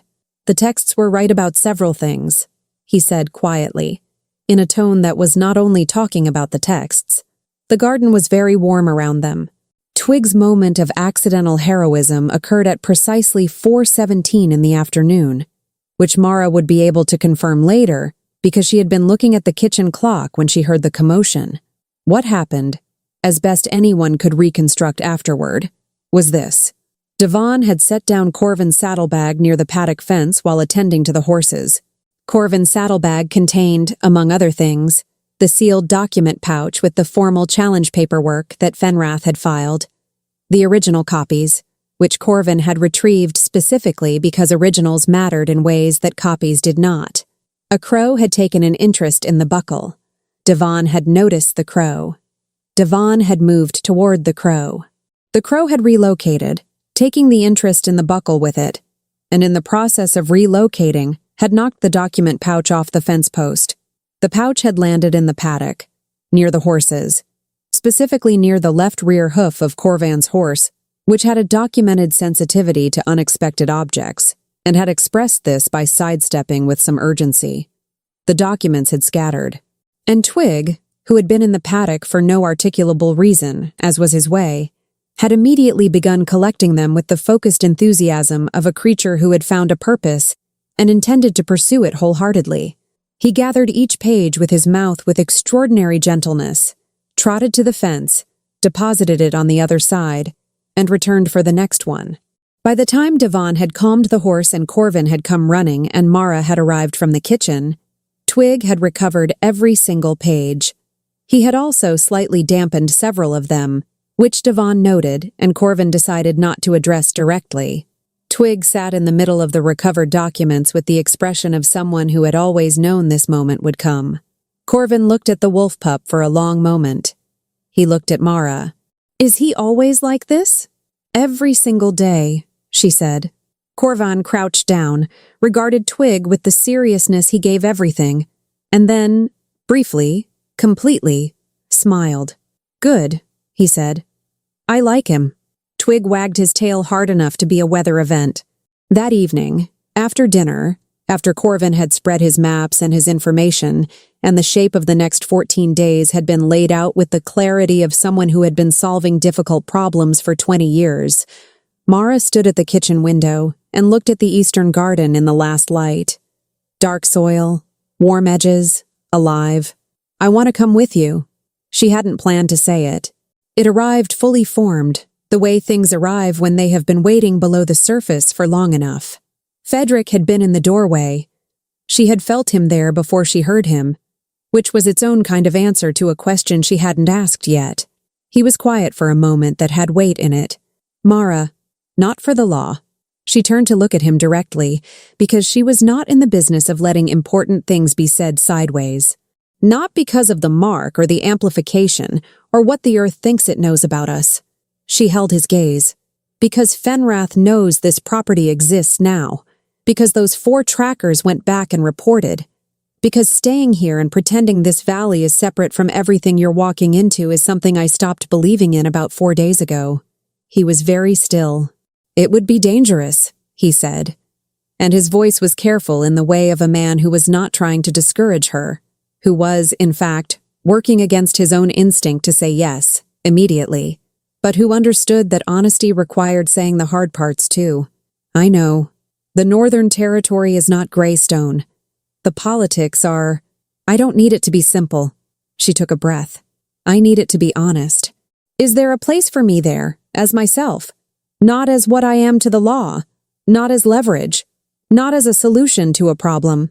Fedric crossed the kitchen in 4 steps and stopped an arm's length from her, and looked at her with the full, unguarded version of himself. The one she had learned to wait for. Yes, he said. Simply, completely. There is. Chili appeared on the counter between them. She looked at Mara. She looked at Fedric. She made the small sound she made when something had been decided satisfactorily, and she was updating her records accordingly. Then she walked away, because her work here, at least for this evening, was done. The morning of departure arrived with the particular cruelty of mornings that have no interest in anyone's emotional readiness. Mara had been up since before dawn, not from anxiety, or not only from anxiety, but because 3 years of farming had rewired her relationship with sleep into something purely functional, and her body had decided that the correct response to significant life change imminent was to be extremely awake at 4 a.m. and make bread. She had made 2 loaves. Fedric had appeared at 5, found her at the stove, and eaten most of the first loaf without comment, which she had decided to take as a compliment.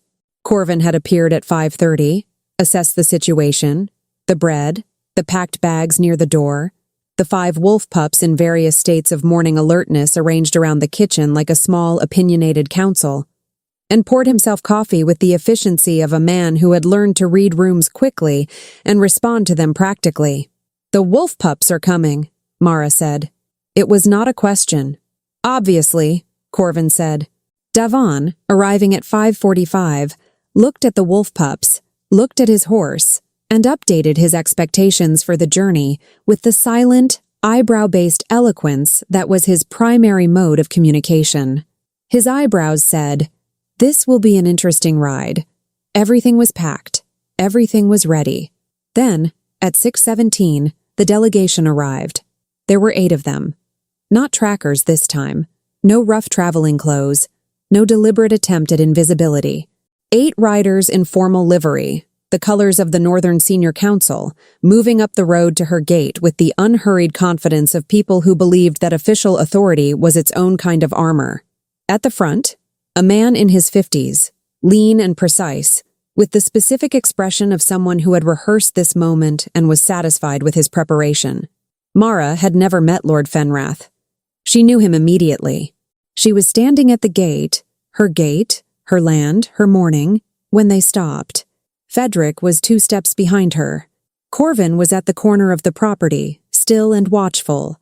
Davin was near the horses. Fenrath looked at her with the particular brand of dismissal that wealthy men gave to women they had already categorized as irrelevant, and then looked past her to Fedric. Your Majesty. The title delivered with the precise amount of deference that satisfied the form while communicating everything underneath it. I'm relieved to find you alive. There was considerable concern. I'm certain there was, Fedric said, from 2 steps behind her, in the register that was not the kitchen register or the garden register, the other one. Mara felt it again. That frequency. That shift. She held her ground at the gate and kept her face neutral, because she was Mara Solano, and she had stood in front of the Council of Greystone, and kept her face neutral, and she could certainly manage this. We've come to escort you home, Fenrath continued, his eyes moving briefly to Mara with the assessment of a man cataloging obstacles, and to address certain procedural questions regarding the past 16 days. The Council requires documentation of your location and companions. The word companions carried the weight of an entire implication. This is private land, Mara said pleasantly. Fenrath's gaze moved to her with the slow deliberateness of someone choosing to notice something they had been pretending not to. Indeed. And you are? The person whose gate you're standing in front of. A fractional pause. The precision of his expression adjusted. I see. And you have been hosting the king. I found him injured on the road. She held his gaze with the same steady attention she gave difficult soil. I provided medical care and shelter. That's what people do for injured travelers. People. Yes. His tone did not change. The question of what obligations that creates, particularly given certain ancient provisions regarding an alpha king in a state of dependency. He had a wound in his side, not a legal incapacity, Mara said. Still pleasant. Still level. I imagine there's a meaningful distinction between the two. Something moved in Fenrath's expression. Recalibration, she read. He had not expected her to know anything, and now he was revising. He looked at Fedric. Your Majesty, if we could speak... You can speak here. Fedric moved forward to stand beside Mara. Not in front of her, beside her, shoulder to shoulder. And the shift in the delegation's posture was immediate and involuntary. 8 bodies responding to that frequency without being able to help it. Whatever you have to say to me can be said in front of everyone present. A beat. Fenrath reached into his coat and produced a folded document with the measured ceremony of a man who had been waiting to do this and intended to do it correctly. A formal inquiry, filed with the Northern Council, requesting confirmation of the king's status, his location for the past 16 days, and the nature of his relationship with... His eyes moved to Mara again.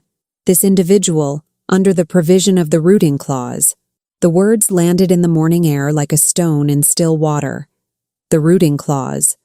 Mara had read about it in the same old text she had found at the border. A provision so old that most scholars considered it ceremonial, stating that if a Vitara and a Northern Alpha King activated the law of rooting on shared land, the land itself could be called as evidence of the bond's validity. Public declaration of the law created legal protections for both parties. It also created legal obligations. She had known this was coming. She had known it since the morning in the Eastern Garden, when the soil had responded to them both. She had built her decision over the past 4 days the way she built everything. Carefully, honestly, without pretending the foundations were stronger than they were. She still felt the ground shift under her when the words were said aloud. She turned to look at Fedric. He was already looking at her. Not at Fenrath, not at the delegation. At her, with the full, unguarded version of himself. Those gray eyes asking the question he had asked in the garden, was asking again now, would keep asking until she answered in whichever way she chose. Is this what you want? Not what the law wants. Not what I want. You. She thought about 3 years of building something alone. She thought about the bread she had made at 4 a.m. because her body knew this day was significant. She thought about Echo lying between them, about Chili supervising from the shelf, about Twig, who was currently standing somewhere behind her, and whose presence she could track by the faint sound of him very carefully not doing anything suspicious. She thought about dark soil and warmth in her palms and the feeling of a chord instead of a single note. She turned back to Fenrath. The rooting clause, she said, in the clear, even voice of someone who had made a decision and was not performing it. Simply stating it, the way you state a fact about weather or soil. Yes, that's accurate. The delegation shifted. Fenrath's precision faltered. Just briefly. Just enough. You're confirming... I'm confirming that the law of rooting is active on this land. That both parties are aware of it. She held his gaze steadily. I'm also confirming that this is my land, my gate, and my mourning, and that whatever documentation you've brought can be addressed through the proper Northern Council channels, which I understand are in the capital and not in my garden. Corvin made a sound from the corner of the property that might, in a different context, have been a cough. Fenrath looked at Fedric. Fedric looked back with the flat, absolute patience of a man who had nothing to prove and knew it. The inquiry will be addressed, Fedric said, in the register that ended conversations rather than continuing them, in the capital, through the correct process, which, I'm certain you know, requires my presence, which you now have confirmed. A pause that was precisely as long as it needed to be. So there's very little reason for anyone to remain here. A long moment. Fenrath folded his document with the careful control of a man managing a retreat that he intended to reframe as a strategic repositioning. He looked at Mara one more time, differently than before. Not dismissal, something that was in the neighborhood of reassessment. He turned his horse without another word. The 7 riders behind him followed. The road swallowed them. The silence after lasted about 4 seconds. Then Chili, who had been sitting on top of Mara's packed bag near the gate the entire time, stood up, stretched with elaborate satisfaction, and stepped off the bag as though she had been holding everything together by will alone and had now released the effort. "Well," Corvin said, walking over from the corner with the expression of a man who had seen many things in 20 years of service and was updating his rankings. He looked at Mara. That was exceptionally well done. "She told a senior council lord that he was standing in front of her gate," Devon said from near the horses. His eyebrows suggested this was the highlight of his year. "In her garden," Corvan corrected, with emphasis. The distinction was deliberate and devastating. Mara was looking at her property. The house, the garden. Eastern bed dark and warm, the rest of it green in the early morning. The cellar door she had built by herself in the second winter. The north fence she had repaired 17 times. The barn where 5 wolf pups had arrived, one by one, and made their home. Fedric came to stand beside her. She felt him before he arrived. She was starting to accept that she always would. "You didn't have to confirm it publicly," he said quietly. "I would have found another way to." "I know." She looked at the garden. "I chose to." A pause with warmth in it. "The capital," she said. "What do I need to know before we get there?"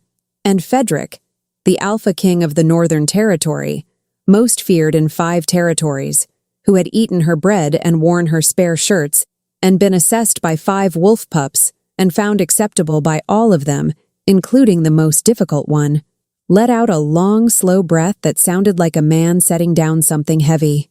"Corvin," he called, without looking away from her.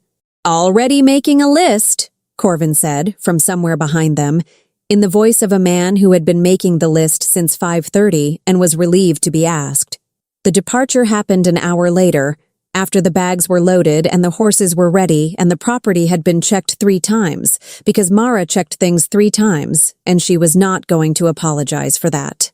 She stood at her gate last, after everyone else had mounted, after Corvin had organized the order of travel with the efficiency of someone for whom logistics were a creative outlet, after Devon had made his peace with sharing his horse's immediate vicinity with Nim, who had decided that Davon's stirrup was an acceptable thing to walk beside. She put her hand flat on the gate post. The wood was warm. Below it, through the post and into the ground, she felt the land. Her land. 3 years of work and grief and rebuilding and life pressed into every inch of it. She felt it the way she always felt it. From the inside. She felt it feeling her back. It will hold, she thought. It knows how now. She took her hand from the post. Fedric's horse was beside her. He looked down at her with those gray eyes, in the clear morning light, without the armor, and without the management, just present. He offered his hand, not a command, not a performance, just an offer. She looked at it for exactly the amount of time it took her to be certain. Then she took it, and let him pull her up, and settled behind him on the horse with the solid warmth of him in front of her and the land at her back, and the road ahead unfamiliar and wide open. Chili was in the saddlebag. She had installed herself there 20 minutes ago, and had arranged herself with the air of someone who had always planned to travel this way. Twig was attempting to walk beside 3 horses simultaneously, rotating between them with the logic of someone deeply committed to fairness. "He can't keep that pace for 2 days, Corvin observed. "He'll figure out a system," Mara said. "He always does eventually." Brasa was already ahead on the road, because Brasa had decided the journey had started, and saw no reason to wait for everyone else to agree. Echo walked close to Fedric's horse, quiet and steady, her dark fur catching the early light. The road opened ahead of them, running north through the valley, and then up through the tree line toward the capital that Mara had never seen, toward the territory that the law said was already partly hers and that she had decided to walk into as herself. Not as the Vitara, not as the woman the law named, but as Mara Solano, who had been told she was nothing and had built something true anyway. She looked back once. The property sat in the morning light, the eastern garden dark and warm and alive. Smoke still rising faintly from the chimney she had banked before leaving. She looked forward. "Ready?" Frederick asked, low, just for her. "I've been ready for 3 years," she said. "I just didn't know what for." The horses moved, the land held, and the road north did what all good roads do. It went somewhere worth going. The northern capital was nothing like what Mara had imagined. She had imagined something cold, something that matched the reputation, granite and severity, and the architectural vocabulary of a place that wanted you to understand, before you had walked 10 steps inside it, that power lived here, and you did not. What she found instead was a city that was working. Not performing, not posturing. Actually working the way her valley worked, with the particular energy of a place where people had things to do and were doing them. Markets along the approach road, loud and specific and smelling of bread and pine resin and livestock. Stone buildings that were large, but not theatrical, built to last rather than to impress. People who looked at the arriving party with the frank curiosity of a population that paid attention to its surroundings, rather than performing indifference to them. And then the keep, which was, she had to admit, legitimately imposing.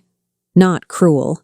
Just large and old, and settled into the rock of the hillside with the permanence of something that had decided long ago that it was staying and had stopped needing to announce it. "It's less terrible than I expected," she said. Frederick, riding beside her now that the road had widened, glanced over.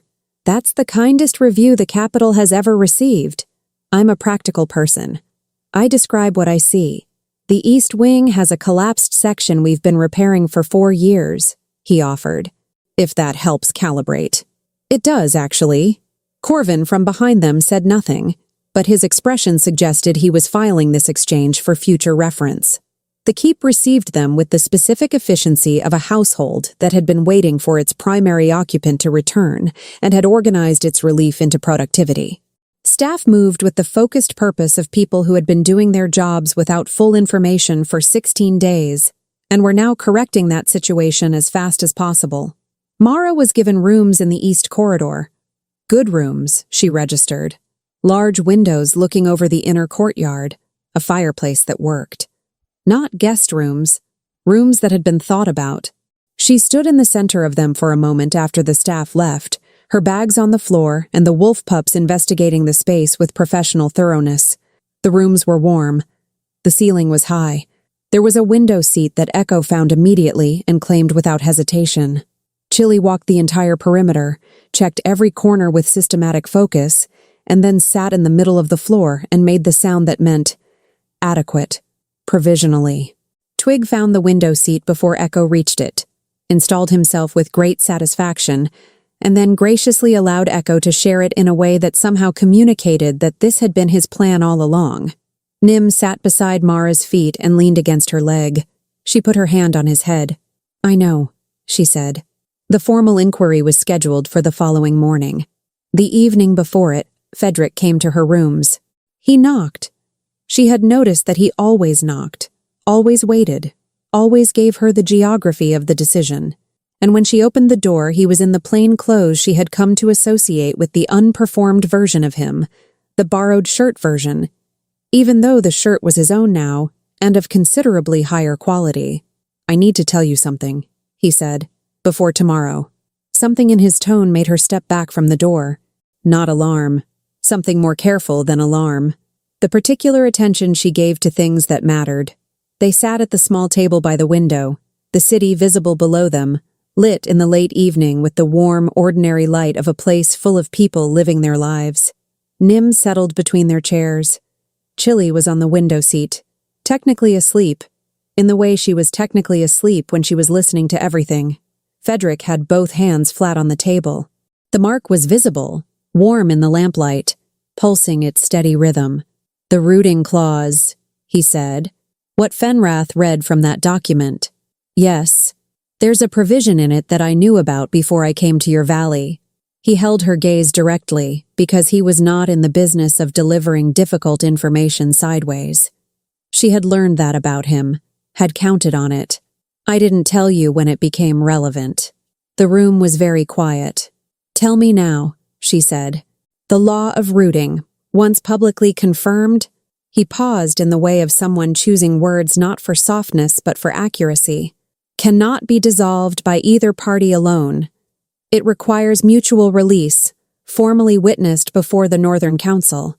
If one party invokes the public confirmation and the other later withdraws." Another pause. "The land retains the bond. The Vitara remains connected to the territory regardless of physical location. She can't fully use her gift anywhere else." The lamp flickered in the draft from the window. Mara looked at his hands on the table. She looked at the mark. She thought about the gate post that morning, the warmth in the wood, the land knowing her, the feeling of being known back. She thought about what it would mean to carry that and be unable to use it anywhere that wasn't here. To be tethered, not by choice but by law, to a territory she had confirmed in a garden on a morning when 4 riders were in the tree line and she had made a decision in the heat of it. "You knew," she said. Her voice was even. She worked to keep it even. "Yes. Before the delegation arrived. Yes. And you let me confirm it publicly without knowing what I was confirming." He didn't look away. He didn't qualify. "Yes." The silence stretched. Mara stood. Not quickly. She was not the kind of person who moved in anger, because anger had never built anything she wanted to keep. But she stood and walked to the window and looked at the city below with her arms crossed and the warmth in her palms and the particular sensation of having the ground shift under carefully built foundations. She had been here before. Not this room. Not this city. But this feeling. The feeling of having trusted someone with the full weight of yourself and finding a gap in what they gave back. She knew this feeling. She had carried it out of Greystone and rebuilt herself on the other side of it, and she was not going to let it make her small again. But she was also not going to pretend it didn't hurt. "Why?" she said, to the window, to the city, to the question that was the real one underneath all the others. Fedric was quiet for a moment. "Because I was afraid," he said. She turned. He was still at the table, hands still flat, looking at her with the full, unguarded version. No management, no control, just the truth of it sitting in his face. "I had been searching for a Vitara for 2 years, he said. "My territory was... The land was tired. The people were tired. I had done everything within my capability and it wasn't enough. And then I ended up bleeding on a road. And a woman with 5 wolf pups and 38 years of being told she was wrong about herself carried me inside and fed me chamomile tea." A pause. "And 3 days later the law activated and I recognized what it meant and He stopped. "I told myself I would tell you. I kept finding reasons why the moment wasn't right." "That's not strategy," she said. "That's fear of a specific outcome." "Yes. You were afraid I'd leave if I knew." "Yes." The lamp held its light between them. Mara looked at him, at the 22-year king who had come to her valley with a wound in his side and eaten all her bread and been decided about by Echo and sat very still while Chili made her evaluations and never once made her feel like a solution to a problem. Except for this. Except for this one thing that he had held back because he was afraid of losing it. She understood it. She didn't forgive it yet. Forgiveness was a process, not a declaration, and she was too honest with herself to pretend otherwise. But she understood it, the way you understand a thing when you recognize it from your own interior. "If I had known," she said carefully, "I might still have confirmed it." Something moved in his expression. "But I would have chosen it," she continued, "with the full information, not half of it." She held his gaze. "That's the difference. That's the part that matters." "I know." 2 words with the weight of everything he was taking responsibility for in them. "The mutual release," she said. "If I wanted it, if I decided tomorrow that this isn't what I want, you would stand in front of that council with me and confirm it. Without argument, he said. Without negotiation. If that's your choice, it's your choice.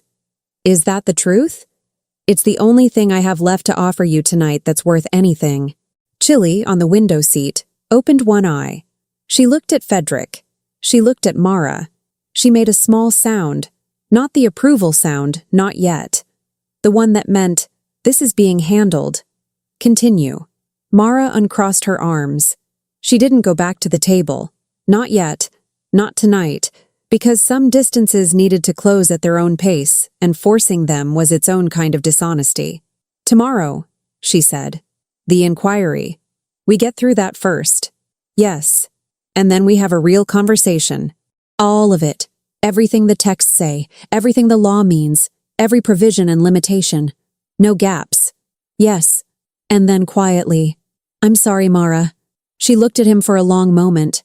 At the man who had made a mistake from fear rather than malice, which she knew from experience was both easier and harder to navigate than deliberate harm, because at least with deliberate harm you knew exactly where you stood. I know you are, she said. It wasn't forgiveness, but it was honest, and honest was where they had always started. She didn't sleep well, not from anger, from thinking, which was different, and which she had learned to respect rather than fight. She lay in the unfamiliar room with Nim warm against her side, and Echo and Twig a dense, snoring presence at the foot of the bed, and she thought with the methodical honesty she brought to everything that mattered. The land connection, real, already active, not reversible without process. A tether she hadn't fully understood when she confirmed it. The man who had withheld it, not from malice, from fear. From the specific human failure of loving something before you've decided you're allowed to and protecting it badly as a result.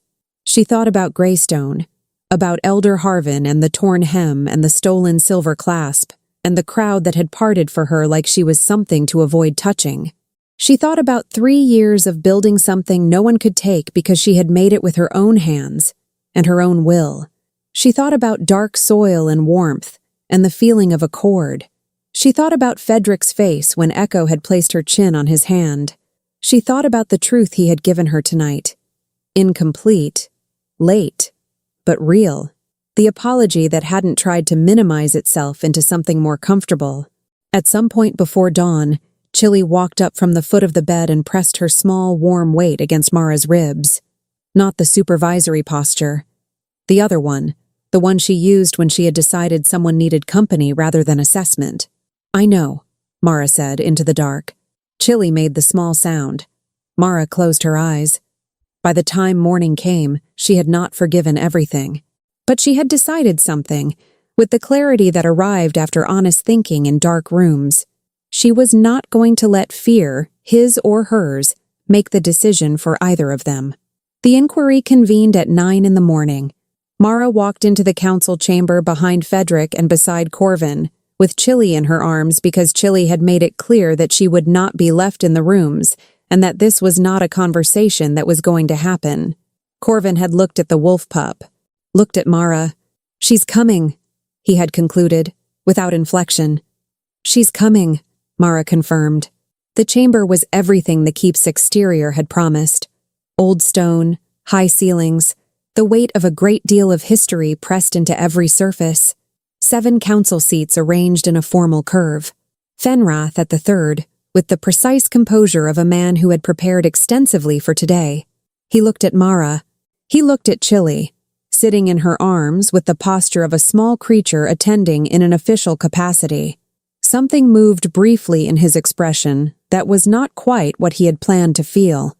Fedric sat at the center of the chamber in the chair that was his, and the frequency of him filled the room the way it always did. Not a performance, just a fact. The way the weight of old things fills old spaces. The inquiry is formal, the council head began.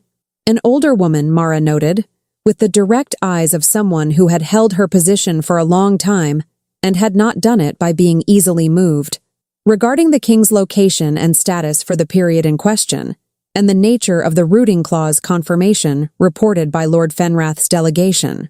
Fenrath spoke next, with the careful precision of a man delivering the argument he had been building for months. Location. Timeline. The legal provision regarding a king's status during extended absence. The rooting clause and its obligations. Delivered with the specific framing of someone who wanted the room to hear complication and compromise and question of judgment. He was good. Mara gave him that. He was also, she realized about 4 minutes in, making a mistake. He was so focused on Fedric, on the absence, the timeline, the legal architecture he had been constructing, that he had not looked carefully enough at her, which meant he had not calculated what she actually was. Not the woman at the gate, not the farmer, the Vitara, the thing the Northern Archives had 3 documented cases of in 2 centuries, that his own council head was now looking at with an expression that was moving from formal assessment to something considerably more focused. The council head spoke. "The rooting clause confirmation," she said, directly to Mara. Not to Fedric, not to Corvin, to her. "You confirmed it voluntarily, in full understanding of what it was." Mara held her gaze. "I confirmed what was true," she said. "The law was already active. I named it. And the nature of the bond, the Vitara connection to the territory." The council head's eyes were very direct. "You're aware of what that means for this land?" "I'm becoming more aware of it every day," Mara said, with the specific honesty of someone who had spent the previous night lying awake doing exactly that. A ripple through the council that was not quite sound. Fenrath recalibrated visibly. The council head looked at the chamber, at the 7 seats, at the papers in front of her. "Lord Fenrath's procedural challenge," she said, in the tone of someone closing a door, "is noted and dismissed.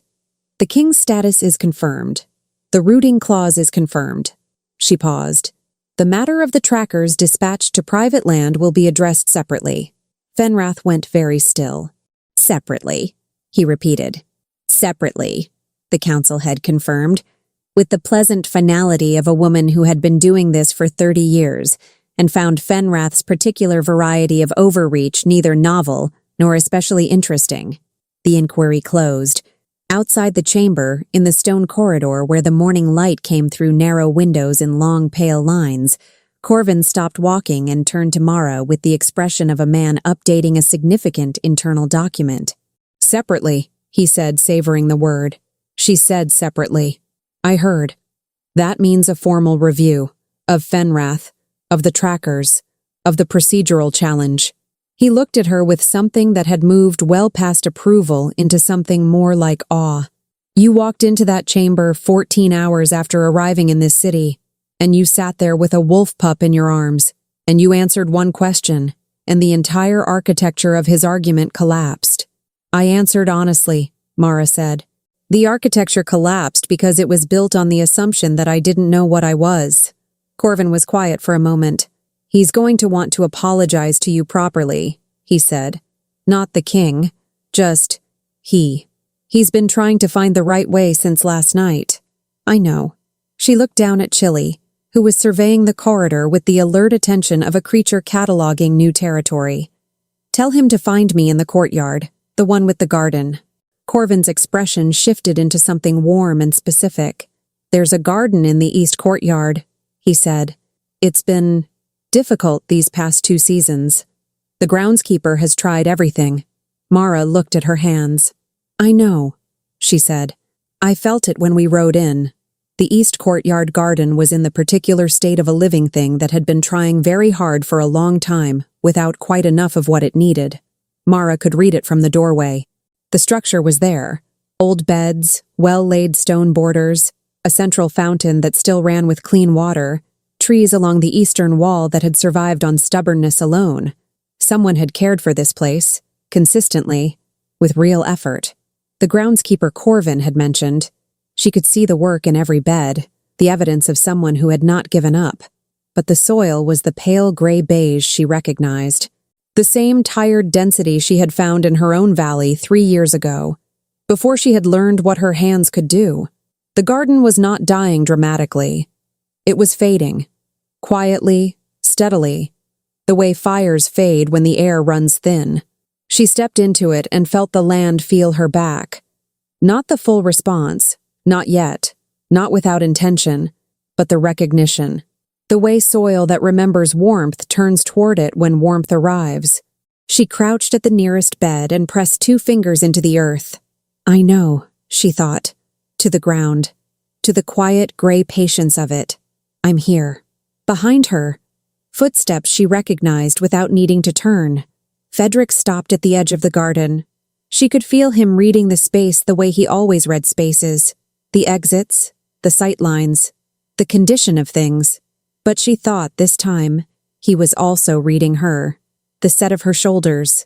The fact that she had come here specifically on the morning after the worst conversation and the best council session. The groundskeeper is going to be very relieved, he said. The groundskeeper has been doing everything right, Mara said, still looking at the soil. The problem isn't the care. The problem is that this land needs something care alone can't give it. A pause. I know the feeling, he said quietly. She looked up at that. He was standing at the garden's edge in the morning light, with his hands at his sides and the mark visible at his wrist. Warm, as it always was now, pulsing, and the full, unguarded version of himself in his face. No armor, no management. Just the man who had sat at her kitchen table and eaten her bread, and been wrong about one significant thing and had not tried to minimize it. She stood. Come here, she said. He stepped into the garden. They stood facing each other in the center of the courtyard with the fountain running quietly behind them and the pale soiled beds on every side. And Mara looked at him with the directness she brought to everything that mattered. The full version, she said. Everything the texts say. Every provision, every limitation, every consequence of the law being active between us. I want to hear it from you. Not Corvin. Not a document. You. He held her gaze and told her. All of it. The amplification, and its cost. The tether. The way the land would hold her connection to this territory regardless of distance, which meant she would feel this ground from anywhere in the world, and it would feel her, and she would never again be entirely outside it. The mutual release process, which was real and available, and which he would invoke with her tomorrow if she asked. And the last provision, the one she hadn't heard yet. If the bond is fully established, he said, it stabilizes both parties. The Vitara no longer depletes when working the land. The connection becomes self-sustaining. The Alpha's territory holds what's given to it permanently, not just in accumulated layers. A pause. There's no upper limit on what the land can become. She looked at the pale garden, looked at her hands, looked at him. That's the part you should have told me first, she said. I know. No deflection. I was so focused on the parts that bound you that I led with the wrong one. You led with fear, she said. I understand fear. I spent 3 years rebuilding after what it did to me. She held his gaze. But I also know the difference between someone who is afraid and someone who is careless. You were afraid. You weren't careless. Something shifted in his expression. Deep, real. The specific quality of a man who has been braced for a verdict and has received something more complicated and more true. I don't know how to do this, he said. Not the king, not the alpha. Just the person underneath, saying a real thing. I've been running this territory since I was 16. I know how to hold things together. I know how to be responsible for people. A pause. I don't know how to be this, present in the way you need. Honest before I'm afraid instead of after. I know, she said. I don't know how to trust someone in a place that has power over me. I know how to build alone. I know how to protect things I love. I don't know how to let someone stand beside me without waiting for the moment they decide I'm inconvenient. She let that sit. We're both learning something. Yes. So we learn it, she said. Carefully. Honestly. And if at any point it stops being what either of us chooses, we stand in front of that council together, and we release it with the same honesty we built it with. He looked at her for a long moment. You're not afraid of it, he said. Not accusation, not surprise, more like wonder.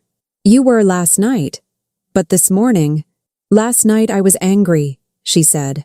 This morning I thought about it honestly until I found the real thing underneath the anger. She looked at the garden.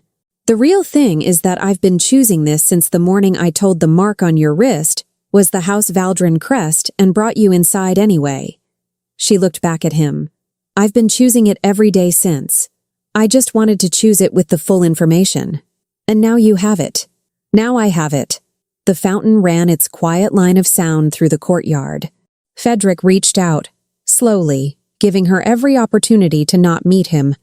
And she put her hand in his, and the mark under his wrist met the warmth in her palm, and the garden around them exhaled. Not dramatically. Not with light or sound or anything that would require explanation. Just a settling. The land leaning into what it had been waiting for. The way her valley had leaned into her hands 3 years ago when she had finally stopped being afraid to give it what she had. Now, she said, let's see what this garden can become. They were 40 minutes into the work. Hands in the soil, the amplification steady and warm and self-sustaining in exactly the way the texts described, the beds darkening bed by bed as the land remembered how to hold what it was given. When Corvin appeared at the courtyard entrance with an expression that had compressed itself into something very small and very controlled, Mara looked up. Fenrath, she said. Not a question. He filed an emergency amendment to the rooting clause inquiry, Corvin said, with the specific flatness of a man delivering information he finds professionally offensive, arguing that the Vitara confirmation was made under duress, citing the presence of trackers on the property at the time of the confirmation as evidence of coercion. He paused. If the amendment is accepted, the confirmation is void. The law is unconfirmed. And you, his eyes moved to Mara, you have no legal standing in this territory, no protection under the rooting clause, no claim. The courtyard was very quiet. Mara sat back on her heels and looked at her hands, still dark with soil.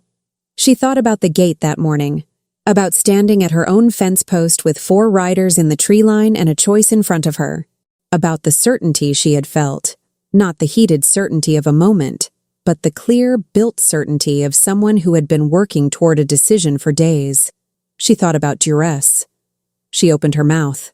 Fedric spoke first. He was on his feet, and the frequency was in the air again. That shift, that presence. But it was different from the morning at the fence, different from the council chamber. This was not the register that ended conversations. This was something older. No, he said, just that. One word, directed at Corvin but meaning something far larger. Corvin waited. I'm going to the council, Fedric said, and I'm going to withdraw the rooting clause confirmation myself. The courtyard went completely still. Mara stood slowly. Fedric? If the amendment is accepted, it becomes a legal question about whether you acted freely. He turned to her, and his eyes were entirely clear. No fear, no calculation, just the decision already made and fully inhabited. I'm not going to let you stand in front of that council and have your choices questioned. I'm not going to let what you decided at that gate be turned into evidence against you. A pause. So I'll withdraw it. Remove the legal question entirely. And then, something in his voice that was very quiet and very certain. I'll ask you, in front of the council, in front of Fenrath, with no law and no clause and no provision of any kind, whether you want to be here, in this territory, with me. Mara looked at him. You would dissolve the legal protection, she said. The territorial claim. Everything the clause gives you. Yes, Fenrath would use that. The lack of the confirmed bond. He'd argue instability. He'd push the regency question. Let him. Fedric held her gaze with the full, unguarded version of himself, steady and clear. I've been holding this territory for 22 years. I don't need a law to do it. A pause. But I need you to be here because you chose it. Not because a provision makes it difficult to leave. The fountain ran. The garden was warm around them, the dark soil holding its new life. The trees along the eastern wall already carrying something different in the air around them. A density, a greenness, the beginning of a return. Mara looked at the garden, looked at her hands, looked at him. You would give up the legal foundation, she said slowly, to make sure my choice is clean, without hesitation. That's She stopped, considered. That's the most impractical thing I've heard in 38 years. Probably. It's also... She stopped again, because the word she was reaching for was one she hadn't used in a long time, about anyone, and she wanted to be sure she meant it. It's the most honest thing anyone has ever offered me. The courtyard was very warm. Don't withdraw it, she said. He went still. Don't withdraw it, she repeated, with the clarity of someone who has done their thinking and arrived at the real answer. Because I don't need you to remove the law to prove my choice was free. I know it was free. I know what I felt at that gate. She held his gaze directly. And I'm choosing it again, right now. With full information, no trackers in the tree line, no delegation at the door. Just me, in this garden, telling you that I'm here because I want to be. Something moved through Frederick's expression that she had no name for. It was too large for the expressions she had catalogued, too complete. Like watching a man who had been holding something very heavy for a very long time finally set it down. He crossed the garden in 4 steps. He stopped close. Close enough that she felt the warmth from the mark at his wrist without touching it. Close enough that the amplification between them was a steady chord in the soil under their feet. Mara Solano, he said, low, just for her, in the voice that was not the king's and not the alpha's, but the person's. The real, full, unguarded person who had eaten her bread and worn her spare shirts, and sat still while Echo decided to trust him. I would like, very much, to ask you something. You can ask, she said. Will you stay? She looked at him for exactly the amount of time it took to be completely, honestly certain. Yes, she said. He stepped closer, his forehead touching hers. They stood like that for a long moment. 2 people who had been moving toward each other for days and had finally arrived. His hand came up to her face and she leaned into it, and the warmth between them was not only the mark and not only the law, but the thing underneath both of those. The thing that had been building since a woman had crouched beside a man bleeding on a road and decided that what he was didn't change what he needed. The garden exhaled again. All around them, in the soil they had been working for 40 minutes, something changed. The self-sustaining quality the text had described, the point at which the bond fully established and the land stopped needing to be given to and began to give back. The pale soiled beds were dark from wall to wall. The trees along the eastern wall put out new growth in the time it took to take a breath. Small, green, unmistakable. The fountain, which had been running quietly the whole time, seemed somehow louder, clearer. When they separated, Mara pressed her forehead briefly to his shoulder. 1 breath, 2, the exhale of someone who had been carrying something careful for a long time and had found, finally, a place to set it down. The council, she said, into the warm linen of his shoulder. Fenrath's amendment. Corvin is already handling it, he said.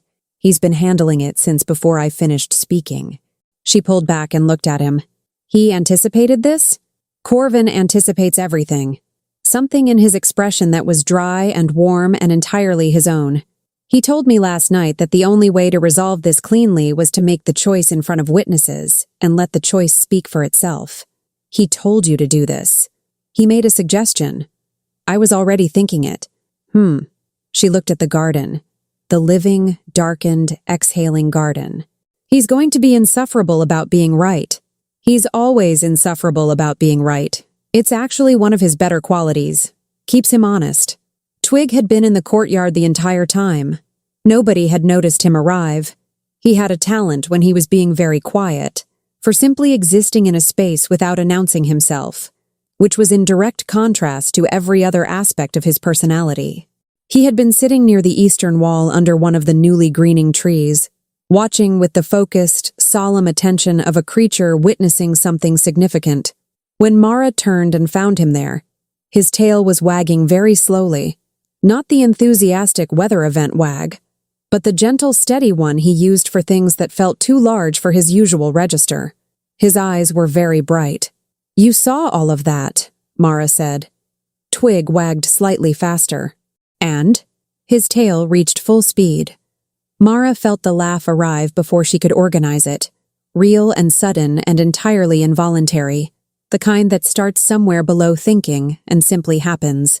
Fedric looked at the wolf pup, at Mara, at the garden.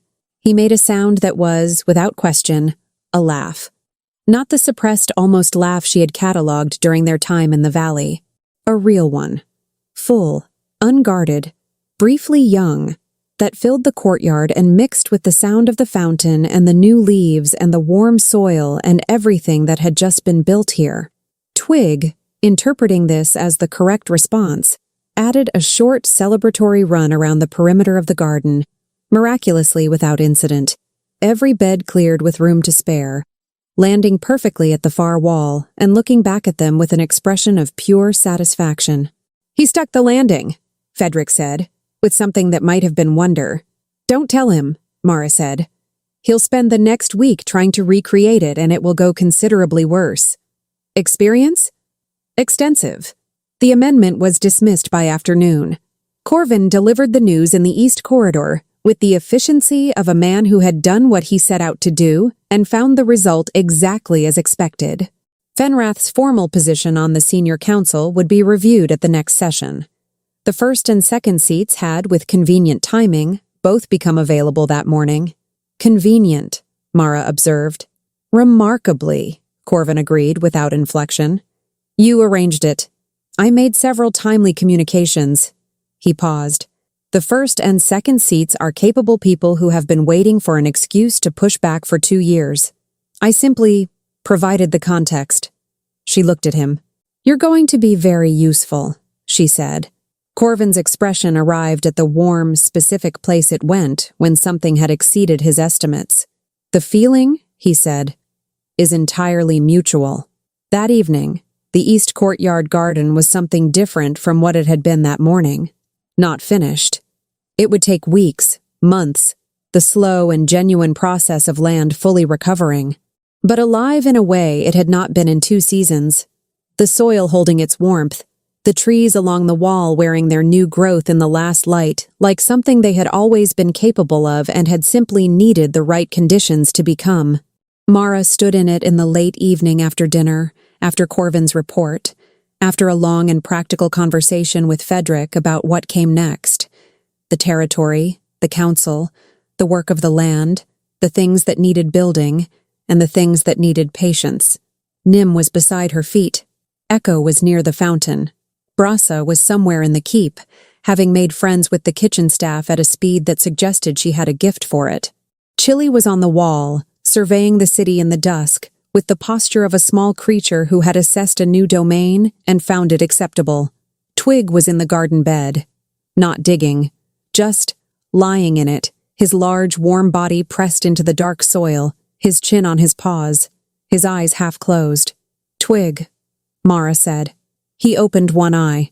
"That bed needs to hold what we gave it." Both eyes open, tail wagging. No movement. Fedric appeared at the courtyard entrance, looked at the scene, and arrived at his conclusion with the speed of a man who had spent enough time with these wolf pups to know when a negotiation was lost. "He's staying in the bed," he said. "He's staying in the bed," Mara confirmed. "Is that good for the soil?" "Possibly. He's warm. The soil remembers warmth." She paused. "Am I going to fight him on it?" "No. I have larger decisions to make with my energy." Fedric came to stand beside her, and they looked at the garden together. At the living, breathing, returning thing it was becoming. At the 5 wolf pups distributed across it like small, sovereign territories. At the fountain running clean in the evening light. His hand found hers without ceremony. She let it. The warmth was steady between them. The mark at his wrist and the warmth in her palms. The chord instead of the single note. The land underneath their feet knowing them both. "It's going to take time," she said. "All of it. The land, the council, us. It's all going to take time. I know. I'm not patient about most things. I've noticed. But I'm patient about growing things." She looked at the dark soil, the new leaves, the fountain. "I've learned that you can't rush what's rooting. You can only make the conditions right and trust the thing that's growing to know what it needs." Fedric was quiet for a moment. "The valley," he said. "Your property. We'll need to go back. I know. It's yours. Whatever happens, it's yours. The land there belongs to you. She looked at him. And this one? She asked. The city beyond the courtyard walls held its evening sounds, ordinary and continuous and full of the particular life of a place that had been waiting, in its way, for the same thing the garden had. This one, he said, belongs to both of us. Chili, on the wall, made the sound. Not the provisional sound, not the monitoring sound. The full, unqualified sound, the one she reserved for things that had passed every measure she had. Mara looked up at her. Chili looked back with the expression of a small creature who had been supervising this outcome for weeks and was prepared to accept that it had concluded satisfactorily. Then she looked away, because her work here was done and the city was interesting, and there were a great many other things in the world that were going to need her attention. 1 year later, the valley remembered her. That was the first thing Mara noticed when they rode in through the low bend in the road on a morning in late spring. The way the land leaned toward her before she had dismounted, before her hands had touched the soil, before anything except her presence and the particular warmth she carried had reached it, like a living thing turning toward the sun, like a home recognizing the sound of familiar footsteps. She stood at the gate of her property and let it happen. The eastern garden was visible from where she stood, dark and rich and thriving, the way it had been when she left, because the law of rooting fully established meant that what had been given to this land held permanently, in her absence, without depletion. The first time she had tested that, the first week in the capital, lying awake wondering if the valley had gone pale again without her, Frederick had taken her hand and said quietly, "Feel it." And she had. From 3 days' ride away, through the established bond, she had felt the valley breathing, warm, held, alive. She had not worried about it since. Behind her, the sound of riders, Frederick, Corvin, Davin, and the 5 wolf pups who had opinions about travel pace and expressed them continuously for the entire 3-day journey. Brasa had spent most of it 20 feet ahead of everyone else, because Brasa had decided the correct speed of travel was faster than this and was demonstrating. Nim had stayed close to Mara's horse with the faithful patience that was simply who he was. Echo had run alongside Frederick, quiet and steady, her dark fur carrying the morning light. Twig had, at one point, fallen into a shallow roadside ditch, climbed out completely unruffled, and continued as though the ditch had been a planned element of the journey. Chili had ridden in the saddlebag. She had made it clear at the outset that this was the correct arrangement and that alternate proposals would not be entertained. They had come back for 2 reasons. The first was the valley itself. The property needed the full attention of its owner for a proper seasonal review, and Mara had been clear, when she packed for the capital 11 months ago, that this land was hers, and she would return to it on a regular basis for the rest of her life, regardless of what else her life contained. Frederick had agreed without hesitation. He had, in fact, been the one to put it in the formal territorial record, the valley property in the southern border region, registered in perpetuity to Mara Solano, to be maintained and visited at her discretion, with full territorial support and access. Corvan had drafted the document. Davin had witnessed it with his eyebrows at their most solemn. The second reason was the delegation. A formal party from the Greystone clan had requested an audience 3 months earlier. The request had gone through the Northern Council, carefully, formally, with the specific weight of an organization that understood it was asking something significant. Mara had read the letter twice and set it down and gone to the East Courtyard Garden and stood in it for a while. Then she had written back, "The Valley, late spring, on my terms." They had agreed immediately. The Greystone delegation arrived in the afternoon. 5 of them. No Elder Harvin, she noted. Harvin had stepped down from the council 8 months ago, under circumstances that the letter had described as voluntary retirement, and that Corvin had described privately as the kind of voluntary that happens when the alternative is considerably less comfortable. The new council head was a woman Mara didn't know, young for the position, with the direct eyes of someone who had been given authority and intended to use it honestly. They stood at her gate. She stood on her side of it, with Frederick 2 steps behind and to the left, her backup, as he had always been, never in front.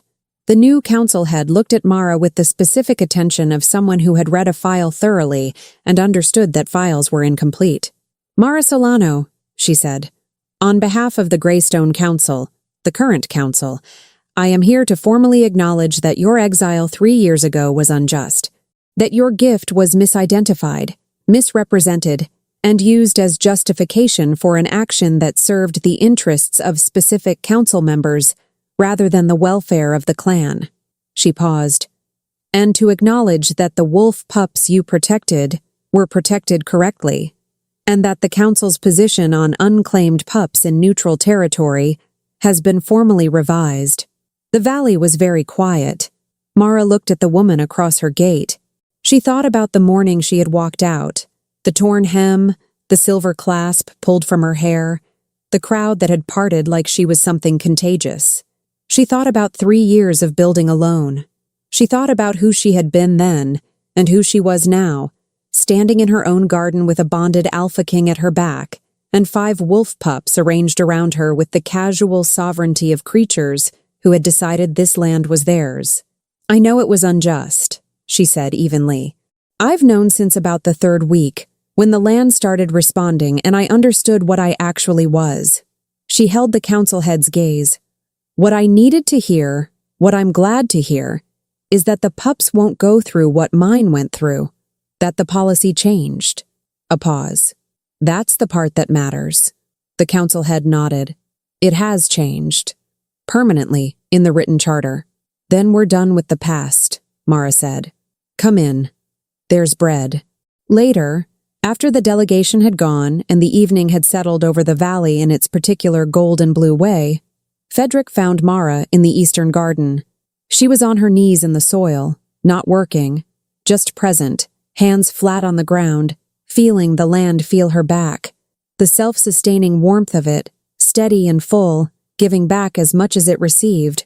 She had tested this carefully over the past months, in the capital garden, in the 3 other depleted territories she had visited with Fedric, in every place where the land was tired and she had offered it what she carried. The depletion she used to feel, that hollow-handed exhaustion, was gone. The bond had done what the texts promised. She could work all day and stand up at the end of it feeling not empty, but full, like a river that had finally found its source. Fedric sat beside her in the soil without worrying about his clothes, the way he had learned to do, and was quiet for a while. "The trackers," she said, not looking up. "The 4 from the tree line. Formally discharged from any clan service and barred from Northern Territorial employ." He said it simply. "Corvin handled the paperwork 6 months ago. I meant to tell you and kept getting interrupted by things. By Twig, mostly. Primarily Twig, yes." She smiled at the soil. "And Fenrath, removed from the senior council at the first formal session after the inquiry.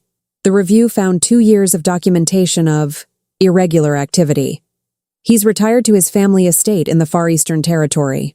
A pause. "Under specific conditions regarding contact with active council members." Corvin's conditions. Extensively Corvin's conditions. Something dry in his voice. "He spent 4 days on the document. I think he enjoyed it." "He did," Mara said. "He told me." She pressed her palms deeper into the soil and felt the warmth cycle through her, steady and clean. 11 months of working the land this way, fully, without limit, without the careful, measured rationing of someone afraid of running dry. The capital garden was unrecognizable from what it had been. 3 other territories had begun their recovery. The groundskeeper in the east courtyard had left a small handwritten note on her door 6 months ago that said only, "I don't know what you did, but thank you," and she had kept it, folded small, in the pocket of her traveling vest. She lifted her hands from the soil and looked at them. "The orphaned pups," she said. "In the northern territories. The ones from the frost plague. All placed," Fedric said. "The last 3 found their permanent bonds 4 months ago. Corvin sent a full report." He paused. "He cried. He would like that not repeated. I'll tell everyone. Obviously." The clasp appeared that evening before dinner. Fedric set it on the kitchen table without ceremony. A small silver hair clip, simple and old, with the particular patina of something that had been kept carefully for a long time. She stared at it for a moment before she understood what she was looking at. "How?" she said. Corvin tracked the gray stone records. "Items confiscated at exile proceedings are logged." He sat across from her. "It was in their archive storage. The new council head had it retrieved and sent ahead of today's visit." A pause. "She thought you might prefer to have it before they arrived, not as part of the formal process." Mara picked it up. The silver was cool and familiar in her palm, the weight of it exactly as she remembered. Her mother's weight, her mother's history, the specific material object of everything she had carried out of that life. She held it for a long moment. Then she pressed it flat against her chest, over her heart, and breathed. Fedric said nothing. He was very good at nothing, when nothing was what was needed. When she looked up, his eyes were simply present. No management, no careful distance. Just him, watching her. The full unguarded version. The one she had learned to wait for in the early days, and that now arrived so readily she sometimes forgot it hadn't always been there. "I love you," she said. Not as a threshold or a revelation. As a fact, simple, clear, the way she said things that were true about soil or weather or the growing behavior of stubborn root vegetables. She had known it for months. She had been carrying it in the same pocket as the groundskeeper's note, and the memory of the delegation's visit, and everything else that had built, quietly and without announcement, into the life she was currently living. Fedric looked at her across the table, with the silver clasp in her hand and the lamplight between them and 5 wolf pups distributed around the kitchen in their usual evening configurations. "I know," he said. And then, with the warmth underneath, "I love you, Mara." The kitchen held that for a moment. Chili, on the shelf, made the full sound, complete, unqualified, the sound that meant everything had passed every measure she had. Then she lay down and closed her eyes, because her work here, at last, was finished. Neem had not changed. That was the thing about Nim. He had been the first, and he carried that in the particular steadiness of a creature who had decided, very early, that this was home, and this was his person, and that was the complete summary of his understanding of the world. He was larger now, and the leg that had healed crooked was the leg he led with, and he moved through the valley and through the capital with the same faithful, unhurried presence he had always had. He slept beside Mara every night they were in the valley, pressed against her ribs, breathing the slow, contented breath of a creature with nothing unresolved. Echo had completed her arc the way she did everything, without announcement, without ceremony, simply by being more open each day than the day before, until one morning Mara realized that the wolf pup who had taken weeks to accept a touch was now the one who sought contact first. She and Fedric had developed their own quiet language. Echo would find him at his desk in the evenings and press her chin to his knee, and he would put his hand on her head without looking up from whatever he was reading. And they would stay like that for as long as either of them needed. Brasa remained, permanently and without apology, herself. She had achieved a kind of legendary status in the capital kitchen that she wore with complete indifference. The head cook had once told Mara that Brasa was the only creature in the territory who could steal something from a counter, make eye contact while doing it, and somehow leave the cook feeling that the right thing had occurred. Mara had not been surprised. Twig had grown into his paws. Not completely. There was still a fundamental relationship between him and the ground that could only be described as ongoing negotiation. But he moved through the world with a confidence now that was genuinely his own, earned one recovered dignity at a time. He had saved the documents. He had run the perimeter perfectly in the courtyard garden. He had, on 3 separate occasions since arriving in the capital, been in exactly the right place at exactly the right moment to alert someone to something that mattered. Not heroically, just consistently, reliably, warmly present wherever presence was needed. Mara had told him one evening when they were alone in the valley garden that she thought he was remarkable. Twig had looked at her with those bright, earnest eyes. Then he had stepped directly into the one hole in the garden that she had not yet filled. She had laughed until she couldn't stand. The ceremony happened in the valley. Not a grand one. That had been the condition, said plainly, and accepted without argument. Not the capital, not the formal chambers, not the weight of ceremony that pressed significance down, until it became something other than what it was. Here, in the valley, in the eastern garden, in the morning, with the land warm under their feet, and the light coming sideways through the trees, and the 5 wolf pups arranged around them with the specific energy of creatures who understood something significant was happening and had decided their presence was not optional. Corvin stood as the formal witness, because he had been waiting 20 years for something to witness that was worth the occasion, and he had stated this directly, and nobody had argued. Davin stood beside him. His eyebrows, for once, were still, the particular stillness of a man who was feeling something large and had run out of eyebrow vocabulary for it. The council head from the Northern Territory, the older woman with the direct eyes who had presided over the inquiry, read the formal words in the clear morning air. The language was old, rooted in the same texts that described the law of rooting, the same archive that had 3 documented Vitara in 2 centuries and now had a 4th. Mara wore her own clothes, the plain, good quality that she had bought in the capital market with her own money and her own eye. That fit exactly right. That did not strain at any seam or announce any apology. Her hair was up, pinned with the silver clasp that her mother had left her, and that had come back to her hand across 3 years and 1 formal delegation and 1 quiet evening with a lamp between them. She had worn it every day since. Frederick took her hand when it was time.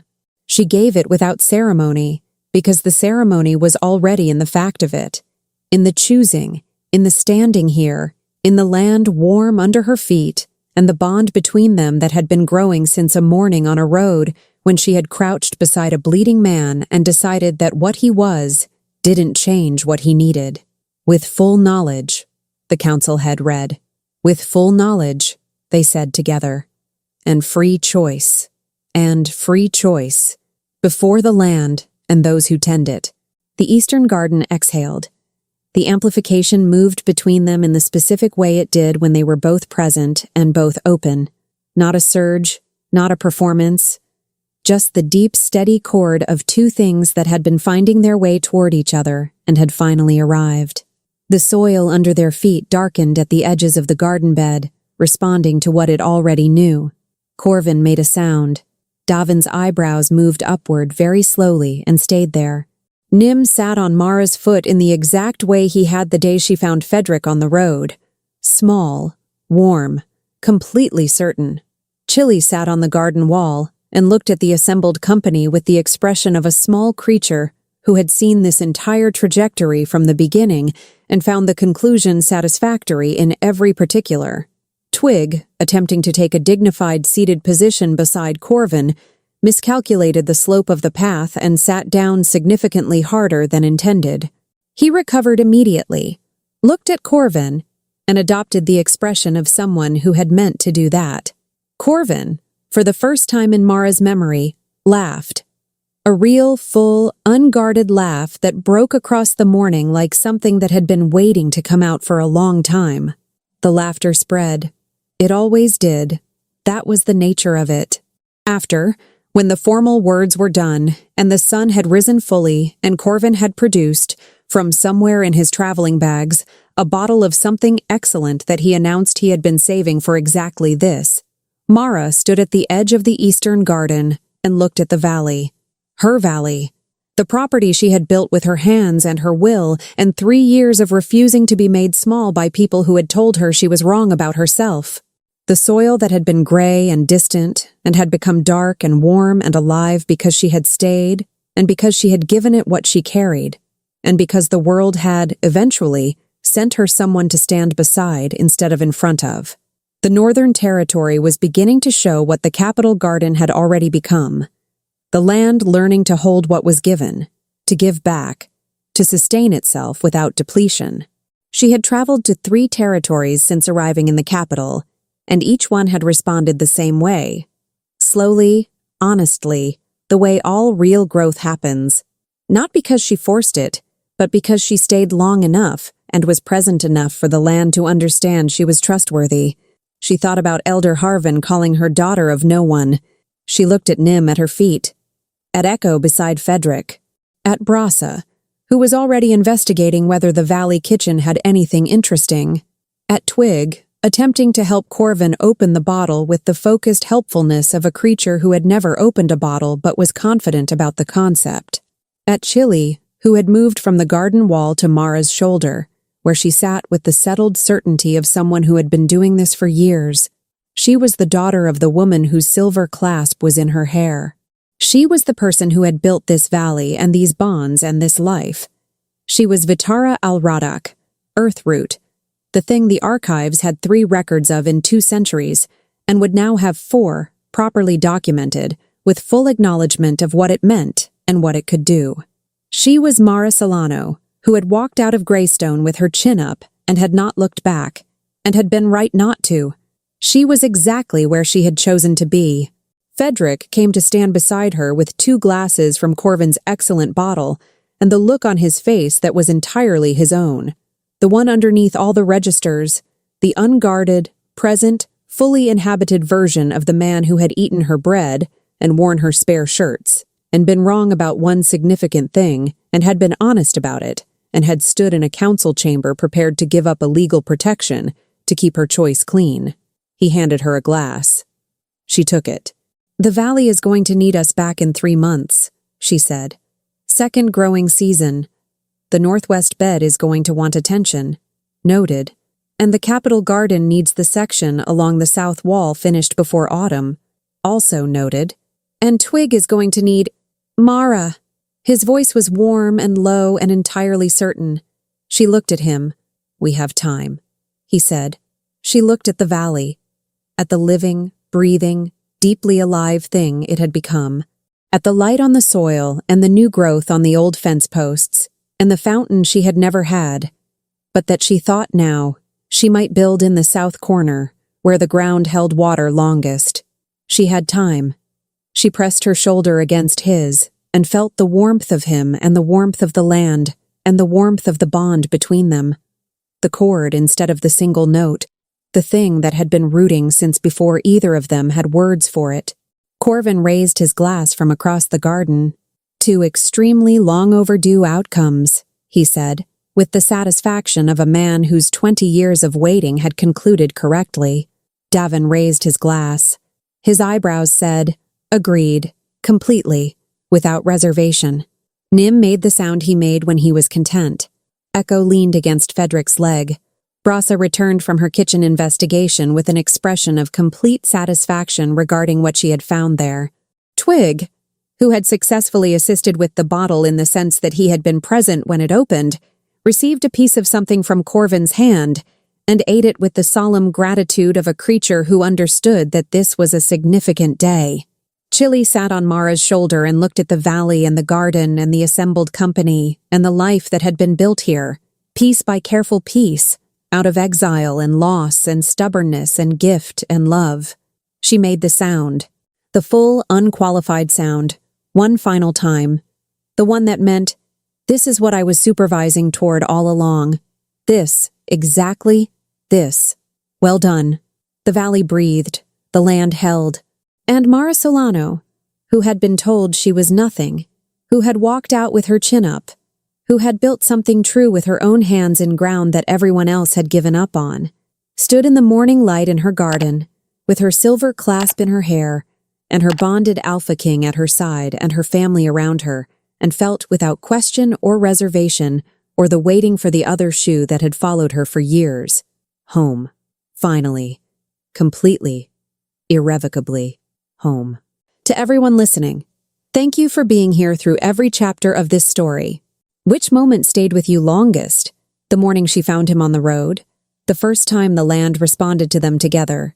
The inquiry, when she sat in that chamber with Chili in her arms and answered one question? Or this morning in the valley, with the silver clasp back in her hair? If you want more stories like this, women who were told they were wrong about themselves, lands that remember, bonds that choose rather than command, let me know in the comments.